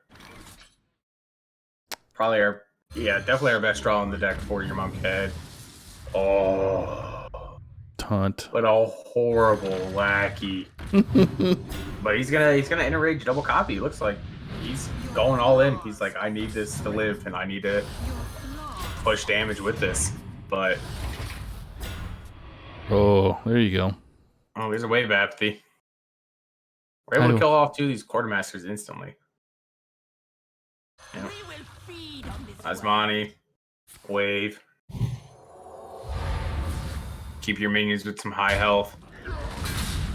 Trade in. And it's... Heal face. Well, we're already all traded. Yay. Another Quartermaster. Battle Rage. The Draw Quartermaster and the Hail Mary Lackey. Okay. There's Quartermaster. Shield of Honor. So what 2 cards are left? They are Cutting Class and... Which is not going to get played. A Warmaw Challenger. And yeah, that's... I think this game is just locked up. I don't know how your Urmumked's going to do, but I mean, he's just going to send face damage and just hope. Yep. Like, he's like, this is what I got. Like, I got to beat you with this. So let's see.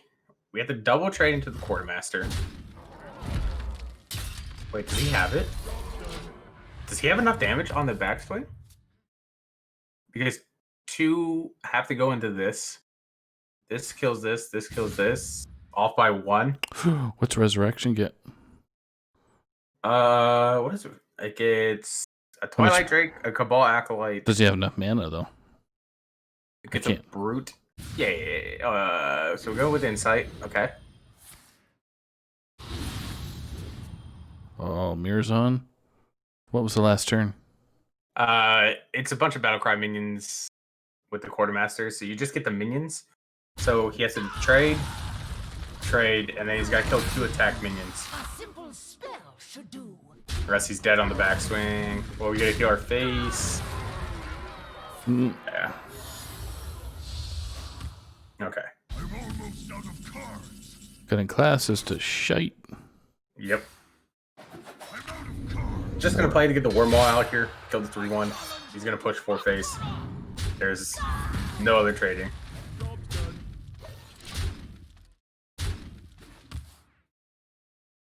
Cleric Scales. We can hit Apotheosis. That would just seal this game up instantly. Yep, there it is. Well played. Put it on the Dragon Queen Alexstrasza. Yeah. No. They knew from the well played that he got the Apotheosis. That's funny. We'll see if Wengor is available to chat.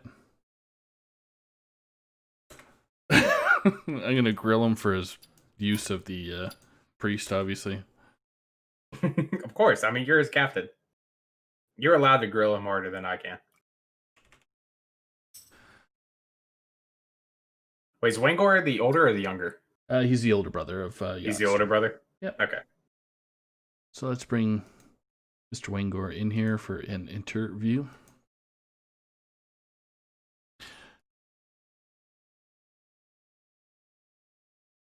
Saku added Wengor to the group. I know, man. Kick him out. Kick him out before he can join. Kick him out. Get him out of here.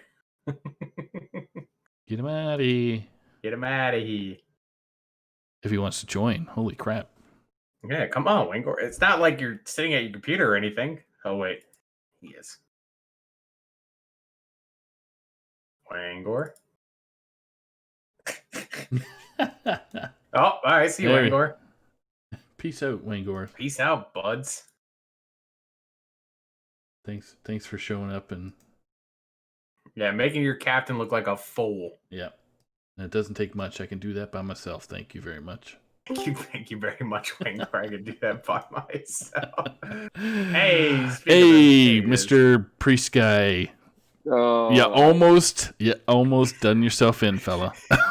yeah. That's the running joke with our whole team, I guess. Is if I bring priest, it's not gonna go well. I don't know what it is. It's my curse.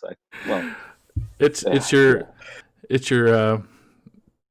like your good luck charm. No, your good luck charm. How about that? So you do well on. But it works out. But it's all I always make some dumb play like that.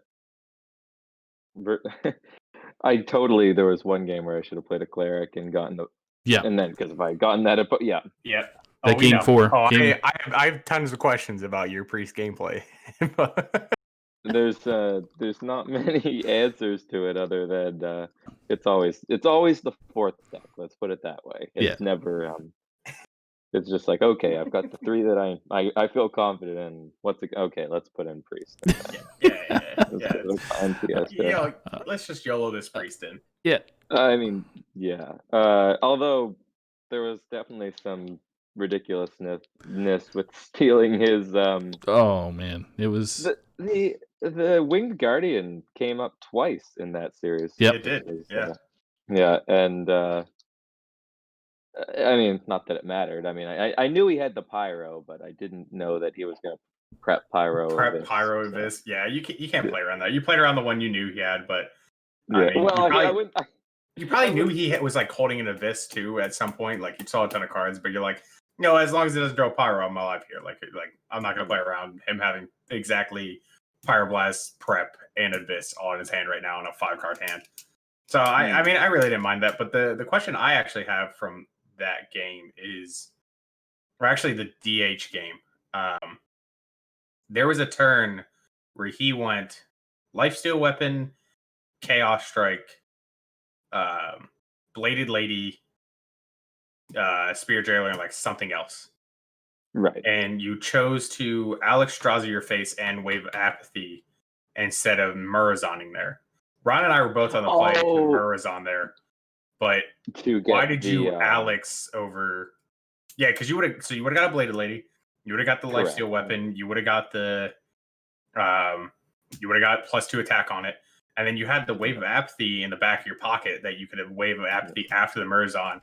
So that way your Bladed Lady survives like the trades and stuff like that, and you get to gain some health back. Yeah. I'll be 100% honest. I'm not going to be pretentious and come up with some reason. I didn't think of that. I'm not going to come up with some big justification for the Alex Straza play. I really just was like, when you get in that sort of mindset where it's like, yeah, you're focused, and I'm not looking at anything else. Yeah. Yep. I think I'm a year closer to being bald after the game with the Warrior, with the ETCs, like, because you know how it gives that little lag for a second when you're playing a bunch of stuff and the clock's ticking down. It's like, yeah, the rope's burning. You're like, please. Is there lethal with which do I have to copy, the Brood or the ETC here? And yeah, that one was down to the wire for sure. Yeah, absolutely. I mean, you found the lethal that Ron and I didn't even spot on that game for sure. But I mean, for that amazing play you made up for with some, that one questionable play there without that Mrgl on Alex instead. And then the following turn where you cleric last and like I saw you emote when you saw the apotheosis. I was like, oh, he knows. He knows. He knows he should have cleric. I knew right away there. Yeah. I think the plan for the next week is to play a lot of priests, so this doesn't keep happening. And then we're gonna see you on a cast in like 2 weeks, and you're gonna make the same play, and I'm just gonna be like, Wengor, what happened? No, you did it again. No, it'll be a double ban. Whatever Wengor bans and his opponent bans, and I just ban the priest. It's like, no, sorry, you can't play that. He just self-bans priest. Yeah. I mean, we could go check the stats, but I think when my priest gets banned, I've never lost. I think if that happens. It's actually, I'm pretty 100% sure that it's accurate. So yeah. Because you get no pressure. You get no pressure playing priest, man. You just go. Yeah, but is it urmumked or urmumked? Your Urmumked. Yeah. Played very, very well. Yes, he did. He was. I'm gonna be honest with you. He was like from Caster Vision. He was out of a lot of games, and like he had like a very small avenue to even have a chance, and he like put you on those very small avenues. Like he was like, I know this is my only line. I know this is not 100%, but like this is my best line, and I'm gonna do it. And he did that to you every game that you had like a crushing advantage on him. I mean, even there in that last game, like he's down to no cards in hand and put you to 3. Like, and for some reason, if that cleric whiffed and missed the apotheosis, I think you're. Do you die? I think you die actually. If you don't find that apotheosis that turn, or it's close. If I'm at 3, then he gets the war maul. I'm not sure. I'm not sure. It'll show up on screen here soon. We'll figure it out. But either way, like he puts you on like the this is my only possible out, and like he did that every game that you won. He's like, this is my only out to win this game, and I'm gonna put him like, and he hit it perfectly. Like it was amazing to watch. And for sure, I was very impressed. And also impressed by his brawl with the broom. That was magical. That was magical. I mean, if you play one minion into a brawl where your opponent has like a full board, your one minion always lives. That's how it works. It is at this point an established rule of the Hearthstone. I play a 1-drop, I brawl, my 1-drop wins. Win. Yes, especially when the brawl is not in your deck. So especially when it's a randomly generated one off of Lackey that you had to randomly generate off your evil quartermaster. Yeah. Oh. It's all good fun. Yeah, it definitely is, and thanks to you and your mom could taking the match on. Like at short notice. Sure. I saw that you posted. It's like, I'm casting anyway. Might as well see if the players are available. I'm always down to play on stream. It definitely makes me reflect on my mistakes more too. So there's that. Yeah, you get to watch back the VOD and listen to Saku go, my stupid teammate. Like, no, I'm just kidding. He never says that.